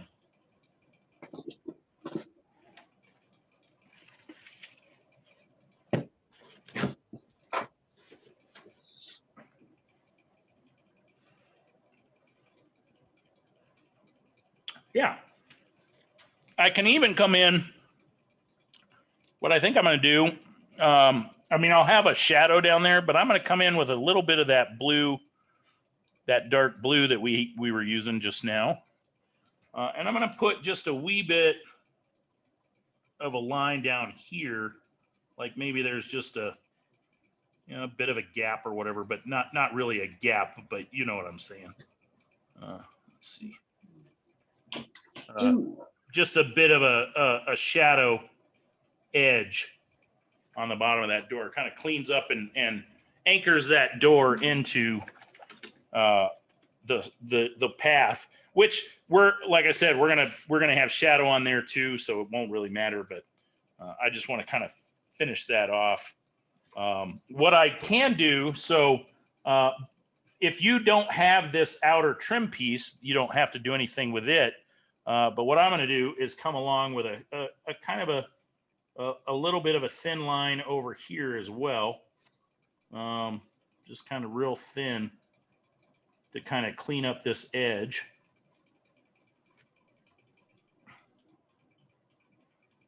And then as I get over here, it'll be a little bit thicker because there'll be a little bit of a shadow on this side.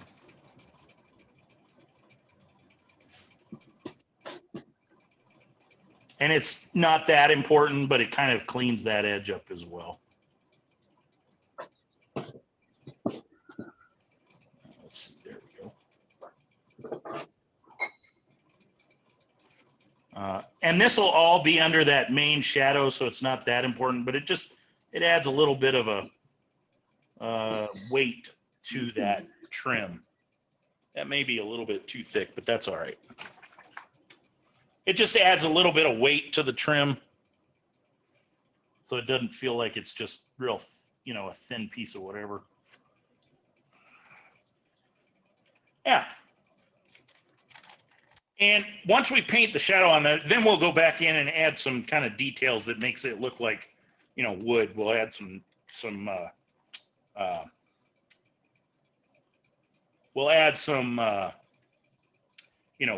grain and stuff like that. Not a lot because we're not really that close to the door, but a little bit. So I'm going to just dry this a little bit.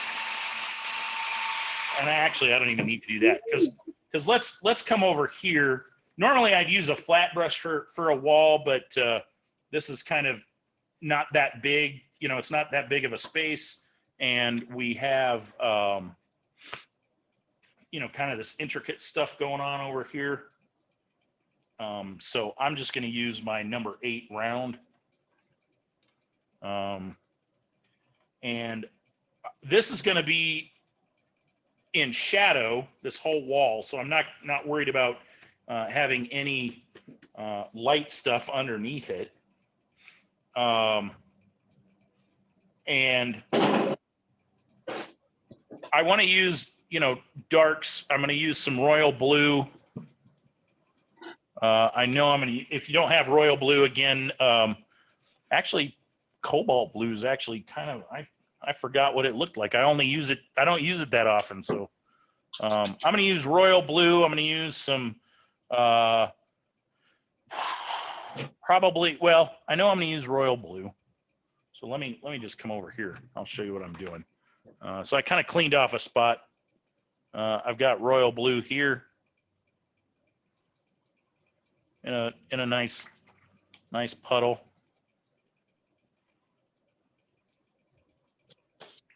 I'm going to want a little royal blue hooker's green, which I already have kind of a bit of that going over here. So I just want a slightly darker green. So probably too much green and not enough blue, but there we go. So I've got that kind of blue green. And then I want to take some quinacridone violet, which is right here. And I'm going to add a little, well, I may start off with a little of that just by itself. I may end up mixing it with mixing a little blue in there too. And then I know at the top, I want a little bit of a glow at the top.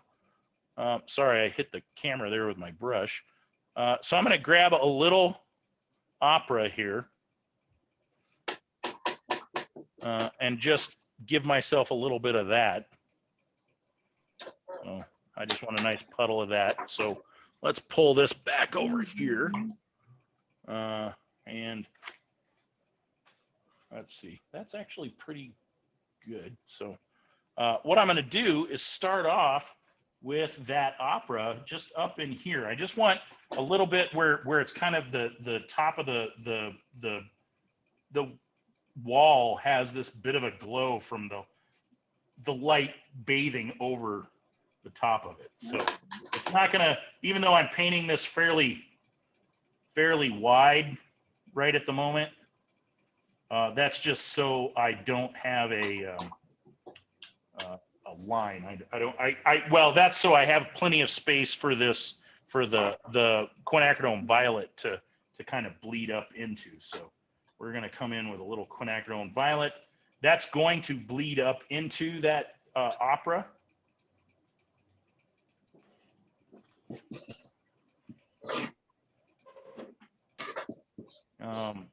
And give me that little bit of a glow up there. Here's where I can kind of think about shape of this shrubby vine thing. Let's come in there. I think I'm going to switch over to a little royal blue right in here. Just kind of let that bleed into there. Maybe even some of this green. Just make it feel like this vine, the color of the green is kind of reflecting into the shadow. So we've got a little bit of that green coming in there. Just kind of sculpting the way this bush looks by the way I paint that shadow around it. Let's come back in with that green. I like that kind of in there. I don't mind leaving little areas of white.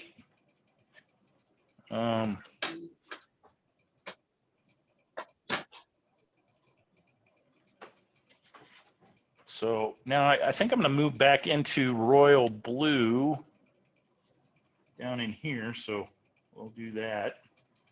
Kind of, yeah, get that to kind of run down into there. I'm going to add a little water. get this to run. Maybe this will be a little more green over in here.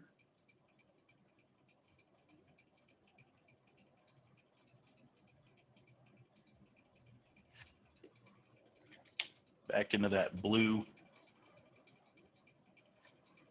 Then I want to use, I'm gonna take that quinacridone violet and I'm gonna add a little, I'll show you what I'm doing here. I'm gonna take this quinacridone violet that I've got right here, and I'm gonna pick up a little blue and just make a slightly darker violet, like that. And then we'll come back over here. And I kind of want to end with a little bit of warm, maybe how that feels bouncing back over onto, I may even drop in a little of this cool violet right there. But what I can do is kind of come in, need to be a little careful around this pot.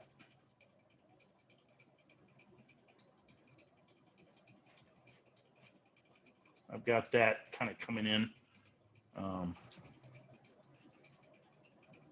And then maybe there's a little bit of light bouncing off of something. So I'm going to come in with a little opera back in here, just to lighten that little spot up. It won't stay that light. It looks really light right at the moment, but it won't be that light. Come back in with a little of the violet and the blue.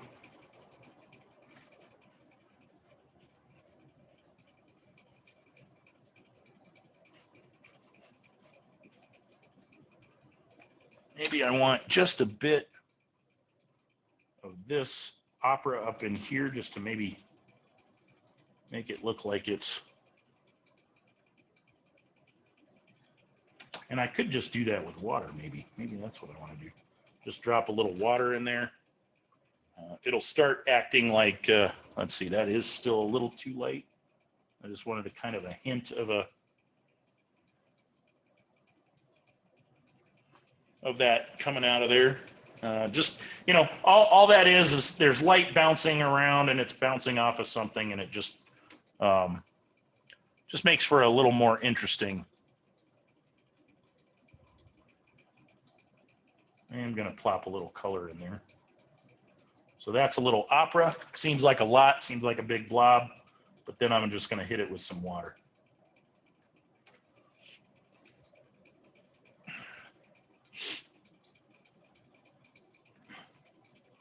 And yeah, that looks like it's really light, but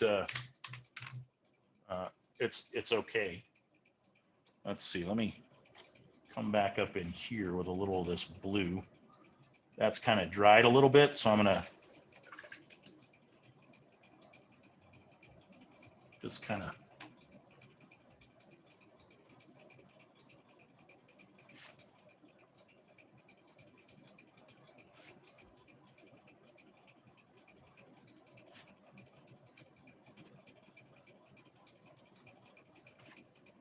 go.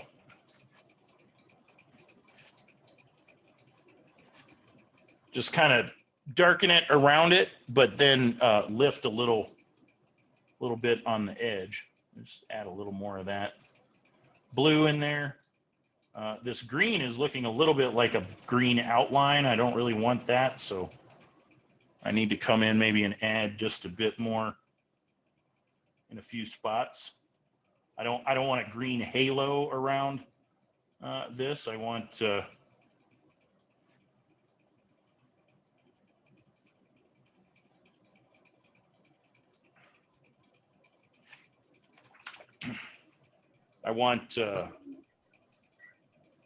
I want that to be just a wash of green around it, not just a halo of green.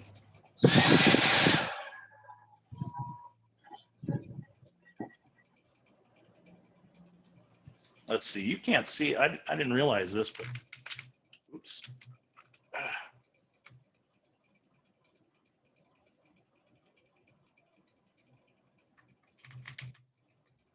You can't see the whole thing that I did there. I had that a little too low. Sorry about that. Where it feels maybe a little too dark, I can lift some back out.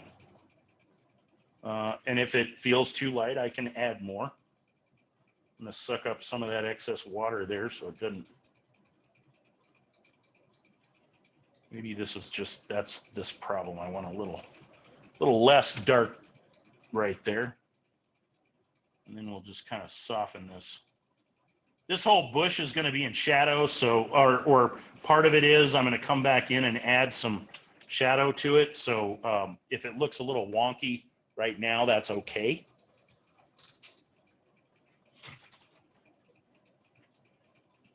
Just kind of make sure this doesn't look outlined.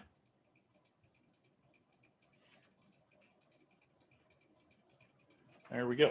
All right, so that's our shadow, kind of shadowed wall. I think I'm gonna try something here while that's wet. I'm gonna come back in with a little more opera right up in here.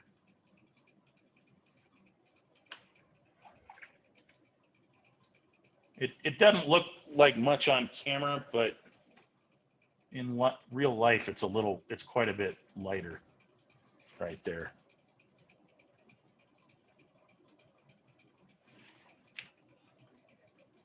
Let me try drying this a little bit. And if I don't dry it too much, I can add a few little splotchy. I can get some cool, I don't want too many, but I can get a couple of little blossoms to kind of look like, texture in the Adobe. I know. Hey, Michael, Yeah. I've got to go, so I'll finish with the video Okay, sounds good. with you. Okay, thank Yeah. you. Oh, Good you're night, welcome. everyone. We'll see you next week. All right, Monday again. Yep. Hey, Good night, everybody. Bye. hey.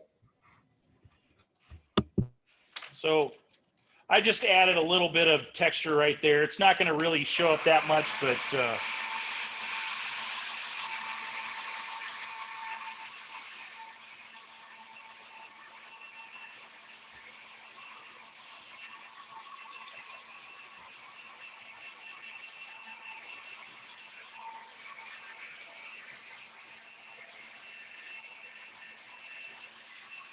there we go. I've got, it's not perfectly dry yet, but let's see. I'm not real pleased with this line that happened there. So I'm just going to come in and see what I can do about that.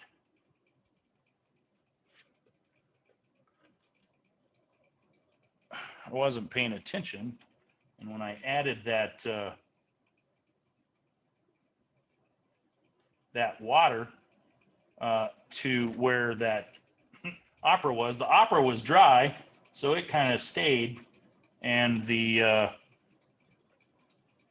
other stuff was not, so it formed a weird line there. So I'm just going to make that a little darker.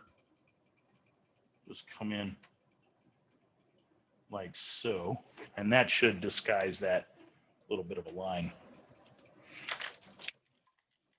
Let's see here.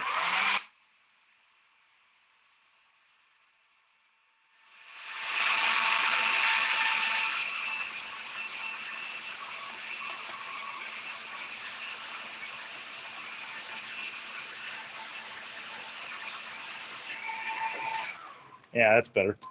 Okay. So now we need to kind of think about these shadows that we're gonna have on the wall, and then over here. I think I'm just gonna use. Again, a lot of times I like to paint shadows with the flat brush, but I think for this I'm just gonna use my number 10 round And I think what I'm going to do is paint the shadow on the pathway on the walkway here first, and then I'll figure out what I want here and on this wall. You know, there's going to be some shadow cast from this bush here. And then I ended up, I drew in, I'll show you what let's see, where'd my pencil go? No. I just had a pencil here. What? Oh, here we go. I drew in, when I drew in this shadow, I didn't take into account that this shadow was coming down like that, and then would kind of come along here like this. And then because this shadow is coming into here, that would kind of end like that. And I think that that, you know, that this, I might get a little bit of, I don't know. Actually, this would be more like that. I'm reworking this out because I can't really see my lines. The shadow would kind of come down like that. So there might be a little bit of a plant shadow here that's kind of broken up or whatever. You know, kind of dappled shadow coming in that area like that. So I just drew it on a little darker, but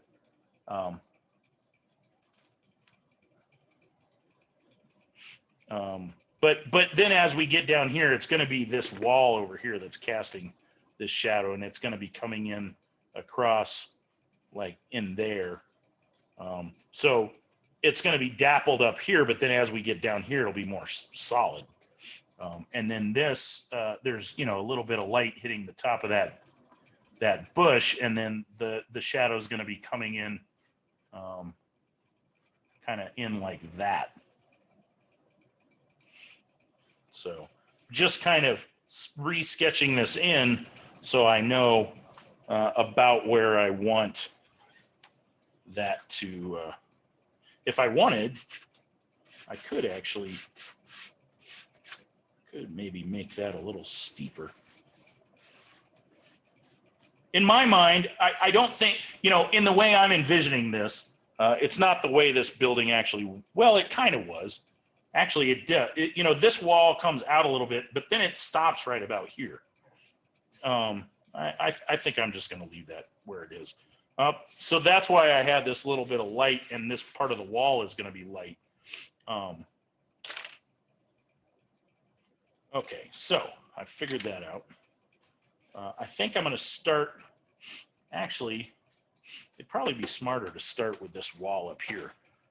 And I'm just going to, you know, I could do a lot of these same colors, and some of those I will use, but because this is a cast shadow, it has a, you know, it kind of has a different feel than a shadow that's because, you know, there's a solid thing, and that whole thing is in shadow. At least that's the way I think of things, and it helps differentiate shapes and depth to me.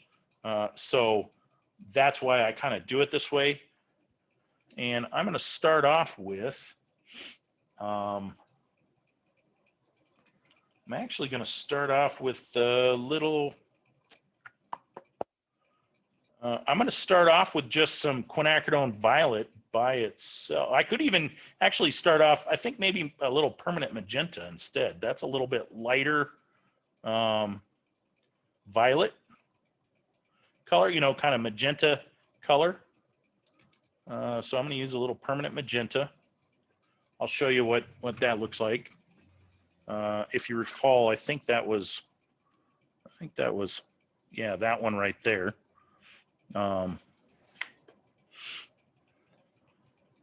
So I got a little bit of that. And I think I'm going to start that up here because it feels like this would be a little warmer up in here. And maybe there's just a bit of that that's in that's still in light right there. And then I've got this kind of dappled thing going on there, and then I get back down into this. So we'll just soften that nicely with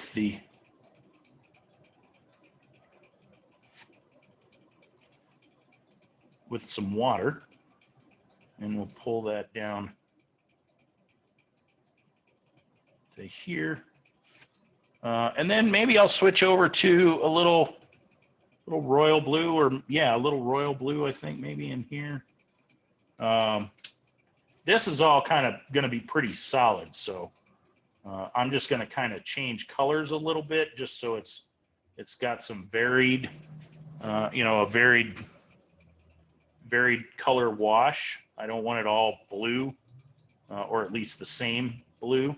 But you can see my color wash that we did, that we did before. You can still see it through there, so it's still visible. So I'm gonna do a little of that. Maybe I'll come in with a little green on top of that over down in here.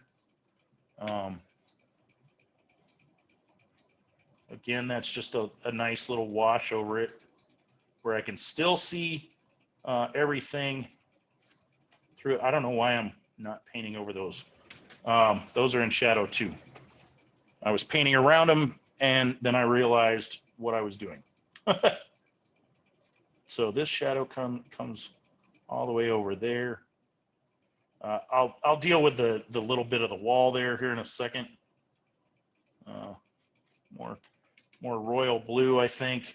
Maybe even a little peacock blue, just like a thicker wash of peacock blue. So it's darker because there's more pigment. Maybe back down in here, that will just hit with a little of the violet. And that's just quinacridone violet, not mixed with anything. And that can kind of come off into the peacock now. We'll just pick up a little quinacridone violet mixed with blue now. And I still have that wash over there that I created. So we'll just, and if I feel like it's too dark, I can just add water.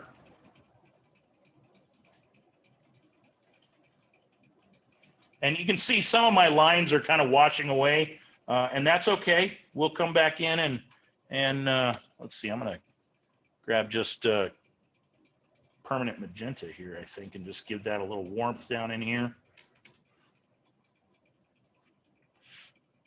Maybe a little more of that green that I had going on here to kind of finish that out.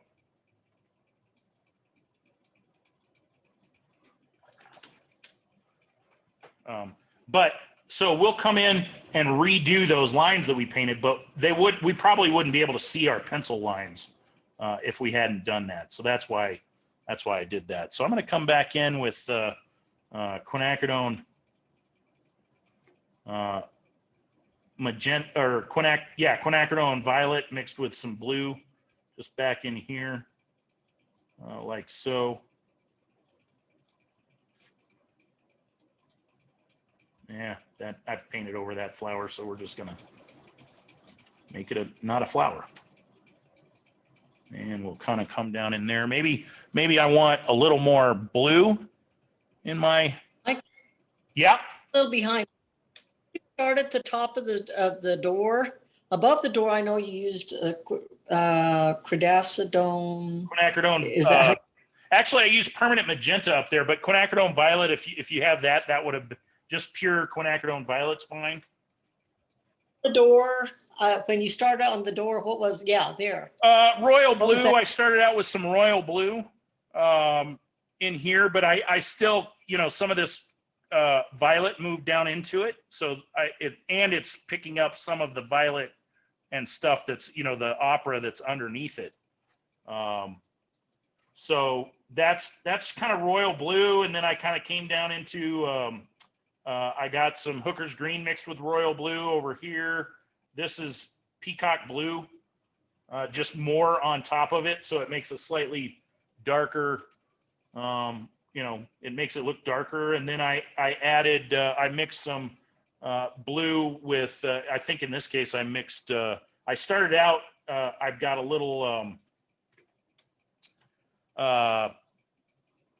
magenta on top of this, mixed with a little, I don't like how light that is, so I'm just going to darken it. I've got, I had a little quinacridone violet mixed with royal blue that kind of mixed in with the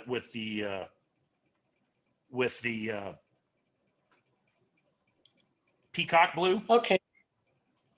Okay. And then over here is just permanent magenta by itself, but then it kind of bleeds into the green.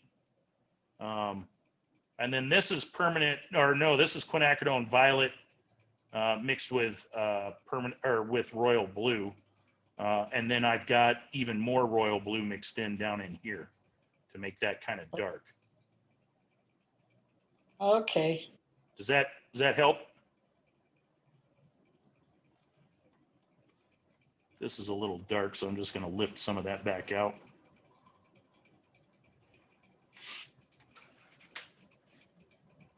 Does that catch you up? A little bit, yes. Okay. So that's, you know, it's just a variety of blues and violets and a little bit of green just to kind of keep that turquoisey feel in the door. Even though it's green, it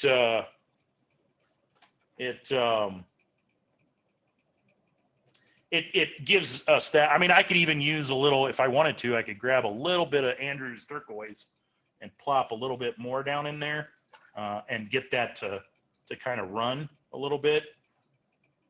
And it'll add a little, you know, it's going to add a little texture to the door and just a little more of that turquoisey blue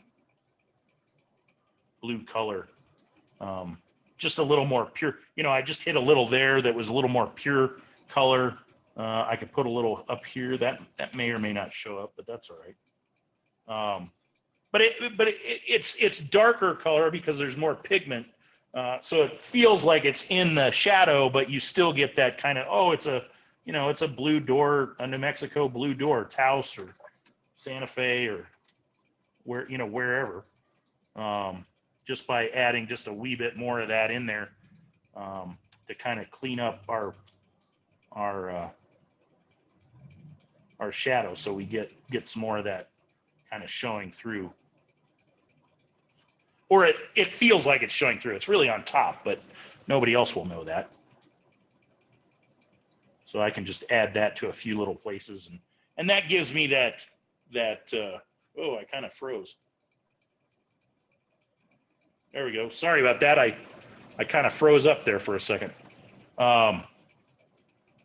Just by adding a little bit more Andrew's turquoise, I was and you know, you could do that if you didn't want to use Andrew's turquoise or you didn't have Andrew. You could do it with peacock blue. Any of those kind of light, kind of sky blues work. Cerulean blue would work really well. Any of those kind of on this door. And then we'll kind of let that dry a second and maybe add a couple more, like right here is a little dry, but not perfectly dry, so the water will run. I can get some cool blossoms that will start to look like peeling paint. Let's add a little bit more. There we go. And that's kind of, you know, it's just a nice little, let's see if I can get it to go right. Yeah. We'll add a little water right there. It just, those blossoms start to add that feel of, yeah, you can see it kind of happening there. It just starts to feel like peeling paint, which is kind of a fun, thing to add without a whole lot of hard work. Not sure I'm crazy about that one right there, so I'm just gonna Add water and pick that back up. But yeah, so there's our shadow over that part of the door. We can go back in and lift a little bit around the door, you know, off the doorknobs if we want to add a little highlight to those after they dry. Or even actually, I just picked up a little bit right there. It's not very bright, but we can go back in and lift a little bit out of that if we want. So now I think I'm going to do this, and then we'll worry about this wall over here. I need to pick up some excess water here. I might actually hit this with a dryer.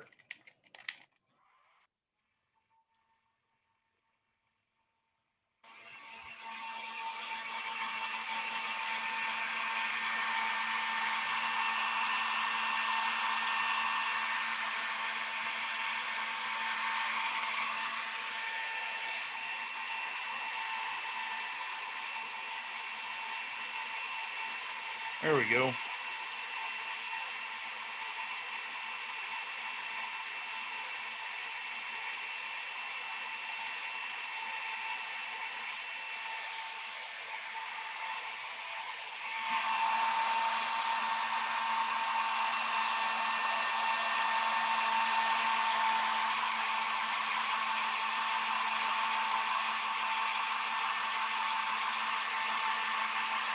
So yeah, I just added a little bit more droplets of water in there where I knew it was still a little damp. And that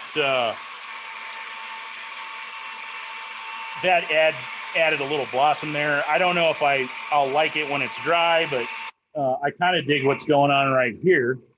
It's a little hard to see on screen, but let me see if I can get down there a little bit. Yeah, you can kind of see a little bit. There's some interesting texture happening. Once we paint, like, there's interesting texture there, and even right in here. And once we paint those lines back in, once we paint those lines back in, it'll sharpen everything back up. So right now it looks a little blurry, and that's okay. Mostly we painted those in so we'd know where they were. So let's go back to, let's do this now. And I think, I'm trying to think of, I'm like trying to think of possibilities where light's bouncing. So even though this is kind of probably the darkest corner, in reality, we'd get a little bit of light bouncing over here. So I'm going to start with oh, you can't see what I'm talking about. Let me lift that back up. I'm talking about this area right here. So even though this is the darkest kind of corner of everything, because it's directly in front of this, we're going to get a little bit of light bouncing back. So we're going to get a bit of a lighter area right in here. This might be real dark back in there. So I'm going to start with some quinacridone magenta, just back up in here. So it's a warmer shadow. I'm going to keep I want that really wet, because I'm going to move right away into a darker magenta, or violet. So I've got quinacridone violet, and I'm going to grab a little royal blue and mix that with it. If you recall, that's this right here. And I'm just going to kind of, so there's just a nice little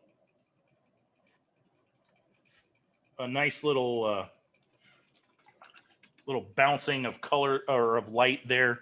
Maybe I'm going to come in with a little peacock blue, just to, maybe there's a little bit coming off of the door there, we're getting a little of that. Let's go back into some, I'm going to grab a little of this Hooker's Green Royal Blue mix, that dark green kind of over in here, just to give it a slightly different look than everything else. So we'll just kind of come across like so. You know, I don't want this so dark that you can't see the color coming through, you know, the color of the pathway coming through. Let's see, this is going to be kind of dark back up in here, so we'll make that dark kind of up in there. And then we'll kind of bring that in. But we can still see that color that's underneath there. And then I'm going to end again with this kind of warmer violet. Well, it's cool, but slightly warmer. So we'll just kind of come in.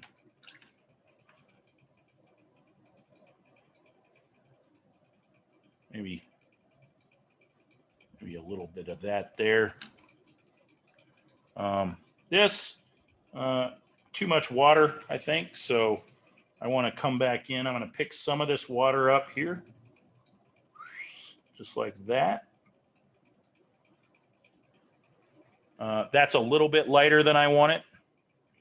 So I just want to come in and maybe add a little bit more violet royal blue, quinacridone violet royal blue. That's a little higher on the blue side, so let me add a little more violet. Kind of like so.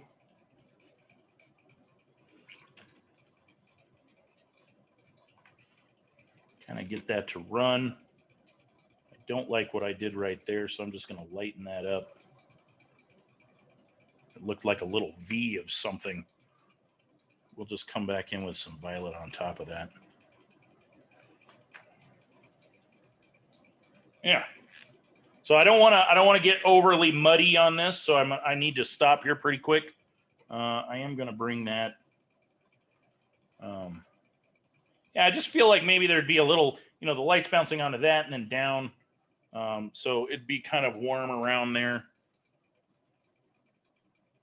A little less cool. Still in the shadow, but yeah. It's kind of feel like I've got a line of something right there. So I just want to kind of blend those two together. Just kind of swiping my brush across. And that kind of blends the two real quickly because that's so wet. And then I want to do this shadow.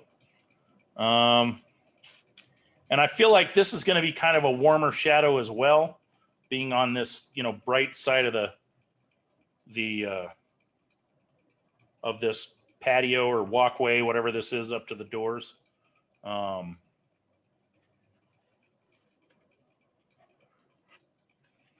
Let's clean that up in case. Oh, I've got some blotchy bits of something going there too. So I'm gonna start with just. I think I'm gonna start with that quinacridone violet again, or no, I'm sorry, permanent magenta again. Just permanent magenta. So it's that more kind of red magenta here. That's this stuff. I'm gonna start with some of that up top. I think, yeah. So we'll just kind of bring that. There's a little bit of a curve to the wall that I want to kind of accentuate right there. I'm going to switch to a smaller brush because I want to do a little more dappled effect. So I'm going to go back down to my number 6. And I'm just going to kind of do a little dapple of, let's see, where I leave some areas where light's coming through. Let's switch it up. I'm going to grab a little royal blue here. Kind of switch that shadow up. You know, it's kind of warm, but now it's switching and it's a little cooler. Maybe even a little royal blue Hooker's green mix.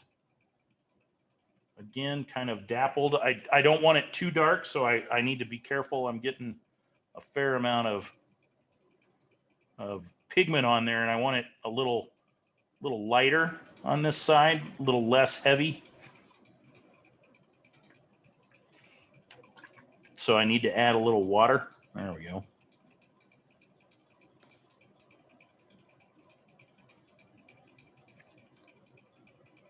Let's see, like so.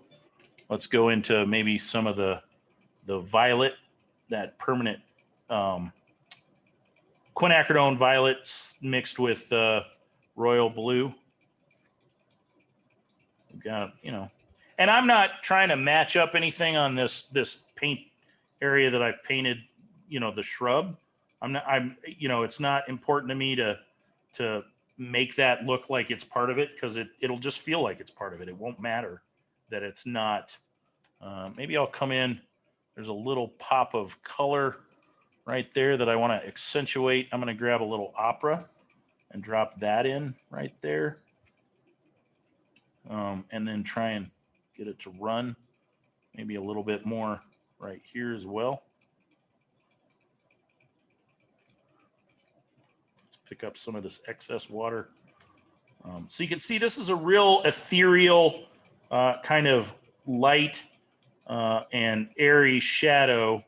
Let's see, it comes down into here. Maybe over there like that. Let's switch to I'm going to switch over to that Hooker's Green Royal Blue mix in here.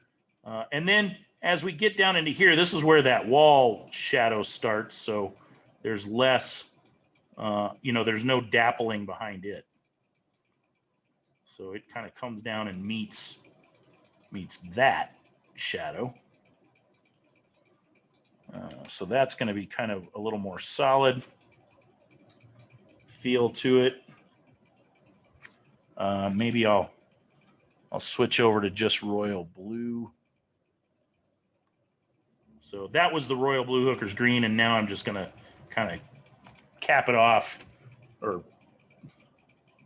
not really capping it because it's on the bottom, but you know what I mean. I'll end it with this kind of royal blue, kind of right there. Now I don't want it so dark that you can't see some of that color showing through. So I'm going to pick some of that back up and push it around. And there we have that shadow.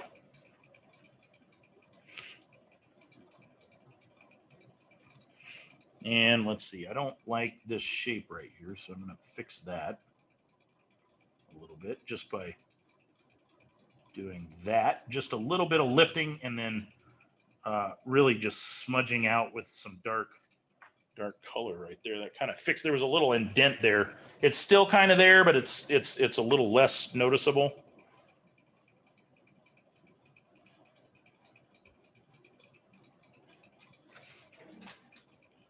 So we'll have to, now that we've got this and we know how dark our shadow is, we'll come back in and add some dark to our pot as well. Because right now that's just looks like it's floating there. Same with this one.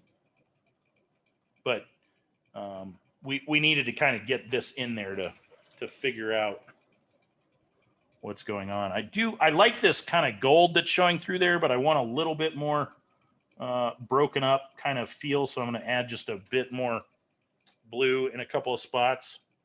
Not a lot, and I don't want it to run too much. So I'm not adding water. I'm just kind of picking it back up with my brush.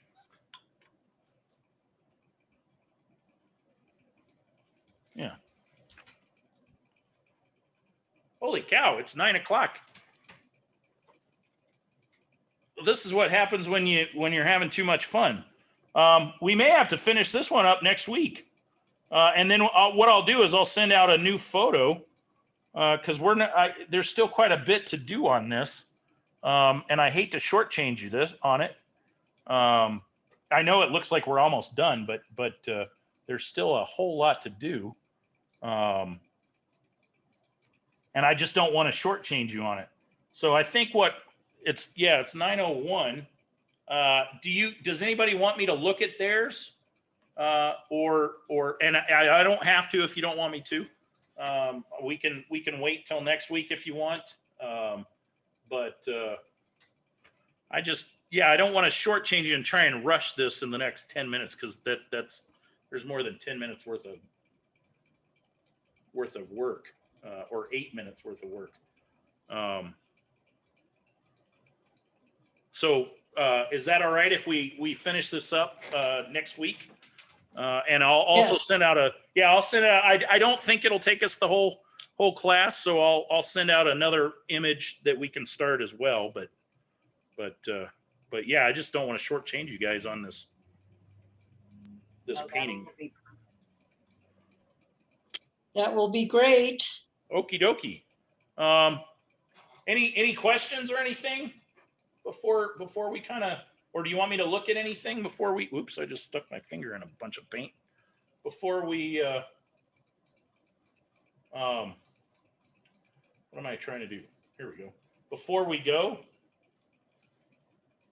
Well, if I decide to paint another one, I guess I might as well have you look at this one. okay, yeah.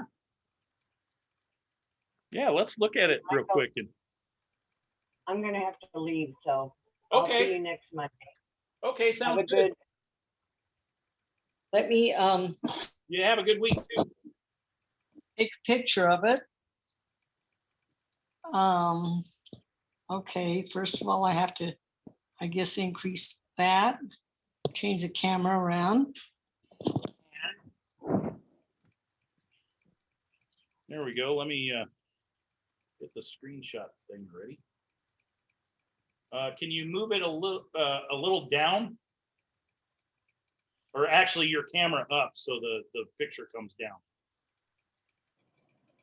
Wait, let me see. Yeah, right there is perfect. No, actually you're back up tall again. So move the camera up a little bit towards the top of your painting. Yeah, that's good right there. Hold it still. I got it.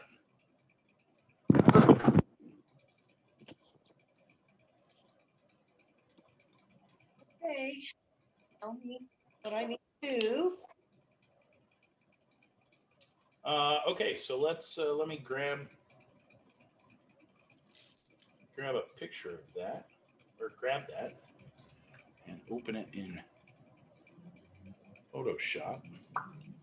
It's a little fuzzy, but I think this will work. It's a little blurry, and that's just because I think I snapped it too soon, but that's okay. It looks good.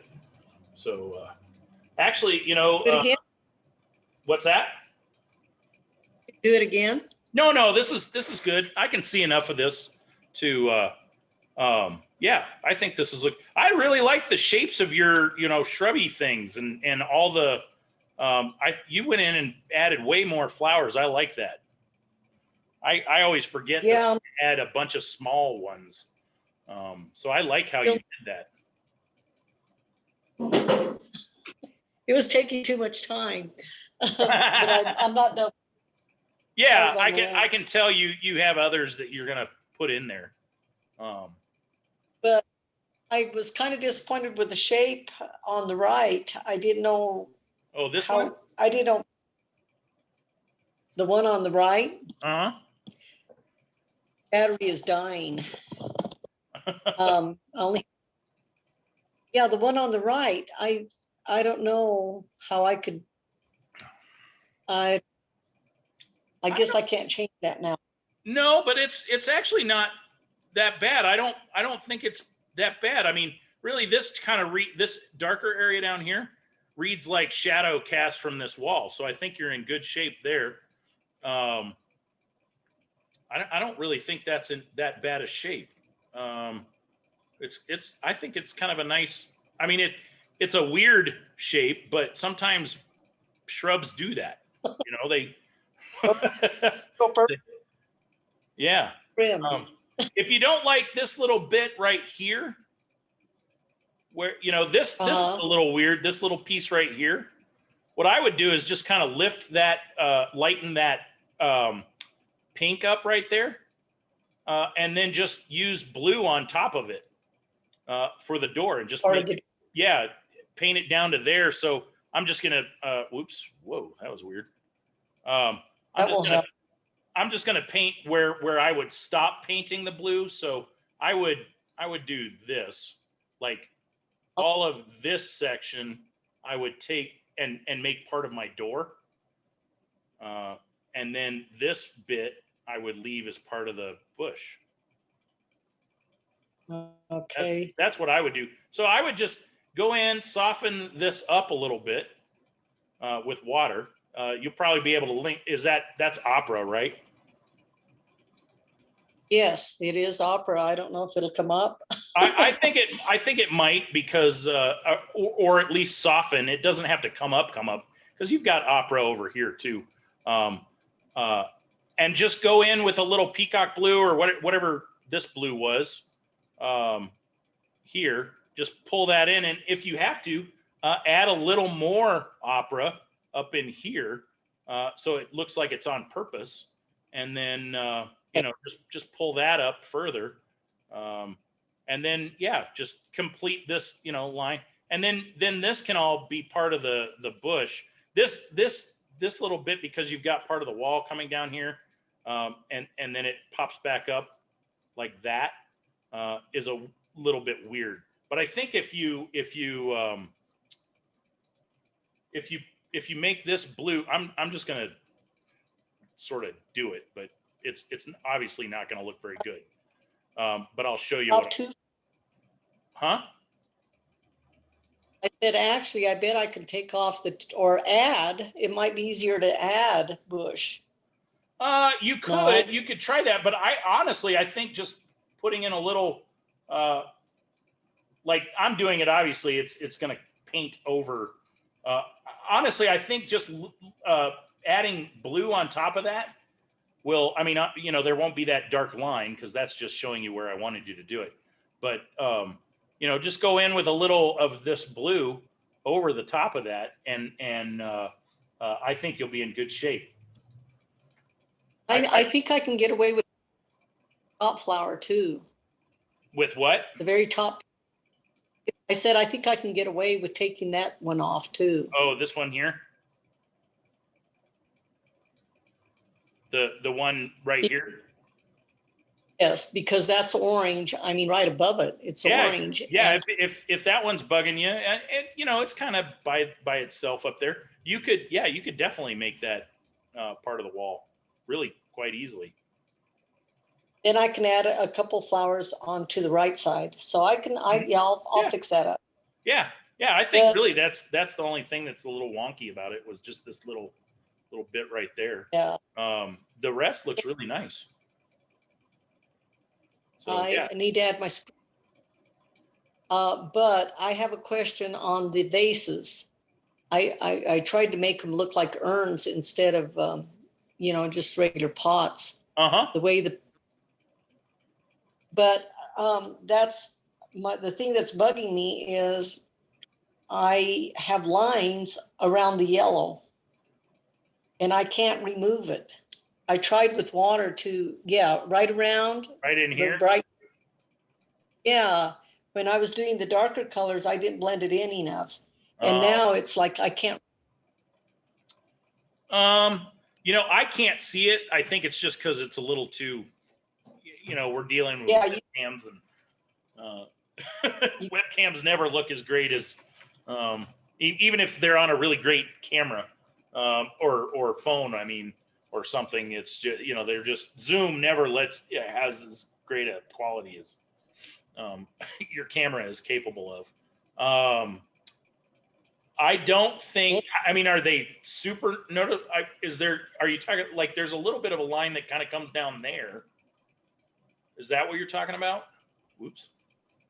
Talking about, I can't remove that. I keep wetting it over and over and it just won't go away. Yeah, sometimes that'll happen. And sometimes you just got to live with things like that. It's, and just go, okay, well, it's not the end of the world. I've had that happen on mine too. And I'm trying to think of ones where I've done that. I know I have, and I may have sold them, so I may not even have them to show you. But You know, it's just, it's okay. If there's a little bit of line in there, I mean, I can kind of see one right here. If I really look, I'm assuming that's one you're talking about there. And, but they're not, I mean, obviously because of the webcam, they're not that noticeable to me, but There's no way to remove them other than just the water and brush, right? yeah, and I don't know that I would do that. What I might do is just add some a darker wash of like a light or not. Okay, how am I gonna a thin, mostly water wash of whatever, you know, like that that deeper you know, like permanent yellow deep or whatever. Not, or it could even be some lemon yellow if you're using that here. Just add another little wash of that on top and see what happens.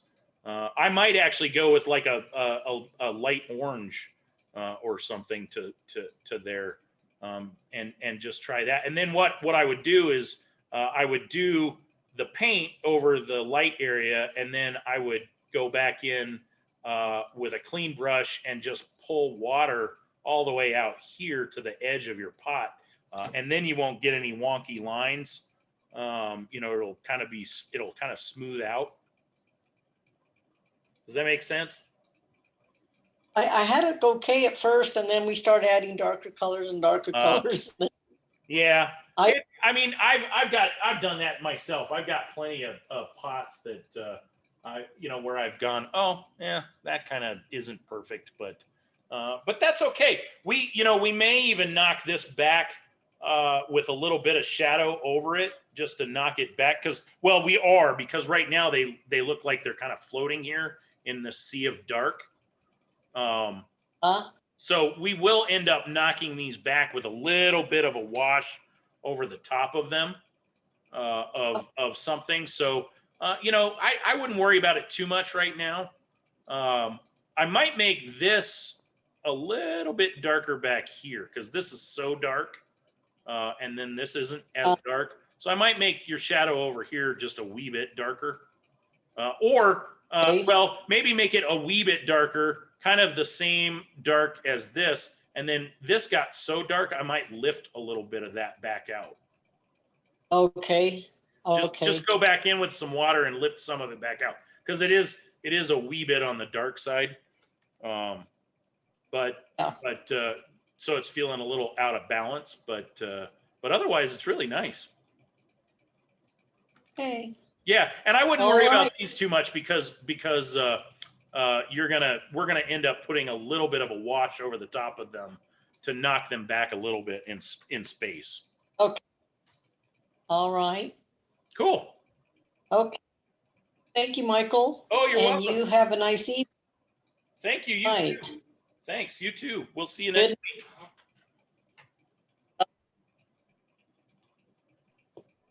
week. And We'll see you, Becky. You too, Janie, if that's you. Well, that was Becky. Becky? Yeah. I don't think Janie made it. I don't know where she's been. I'm gonna have to email her. She may keep forget. She told me last week that she kind of forgot, or not last week, but the week before that she forgot about it. So I'm gonna have to send out a reminder on Mondays, I think. Yeah. All righty. We'll see you guys next Okay. week. All right. Bye. bye. Bye. Bye.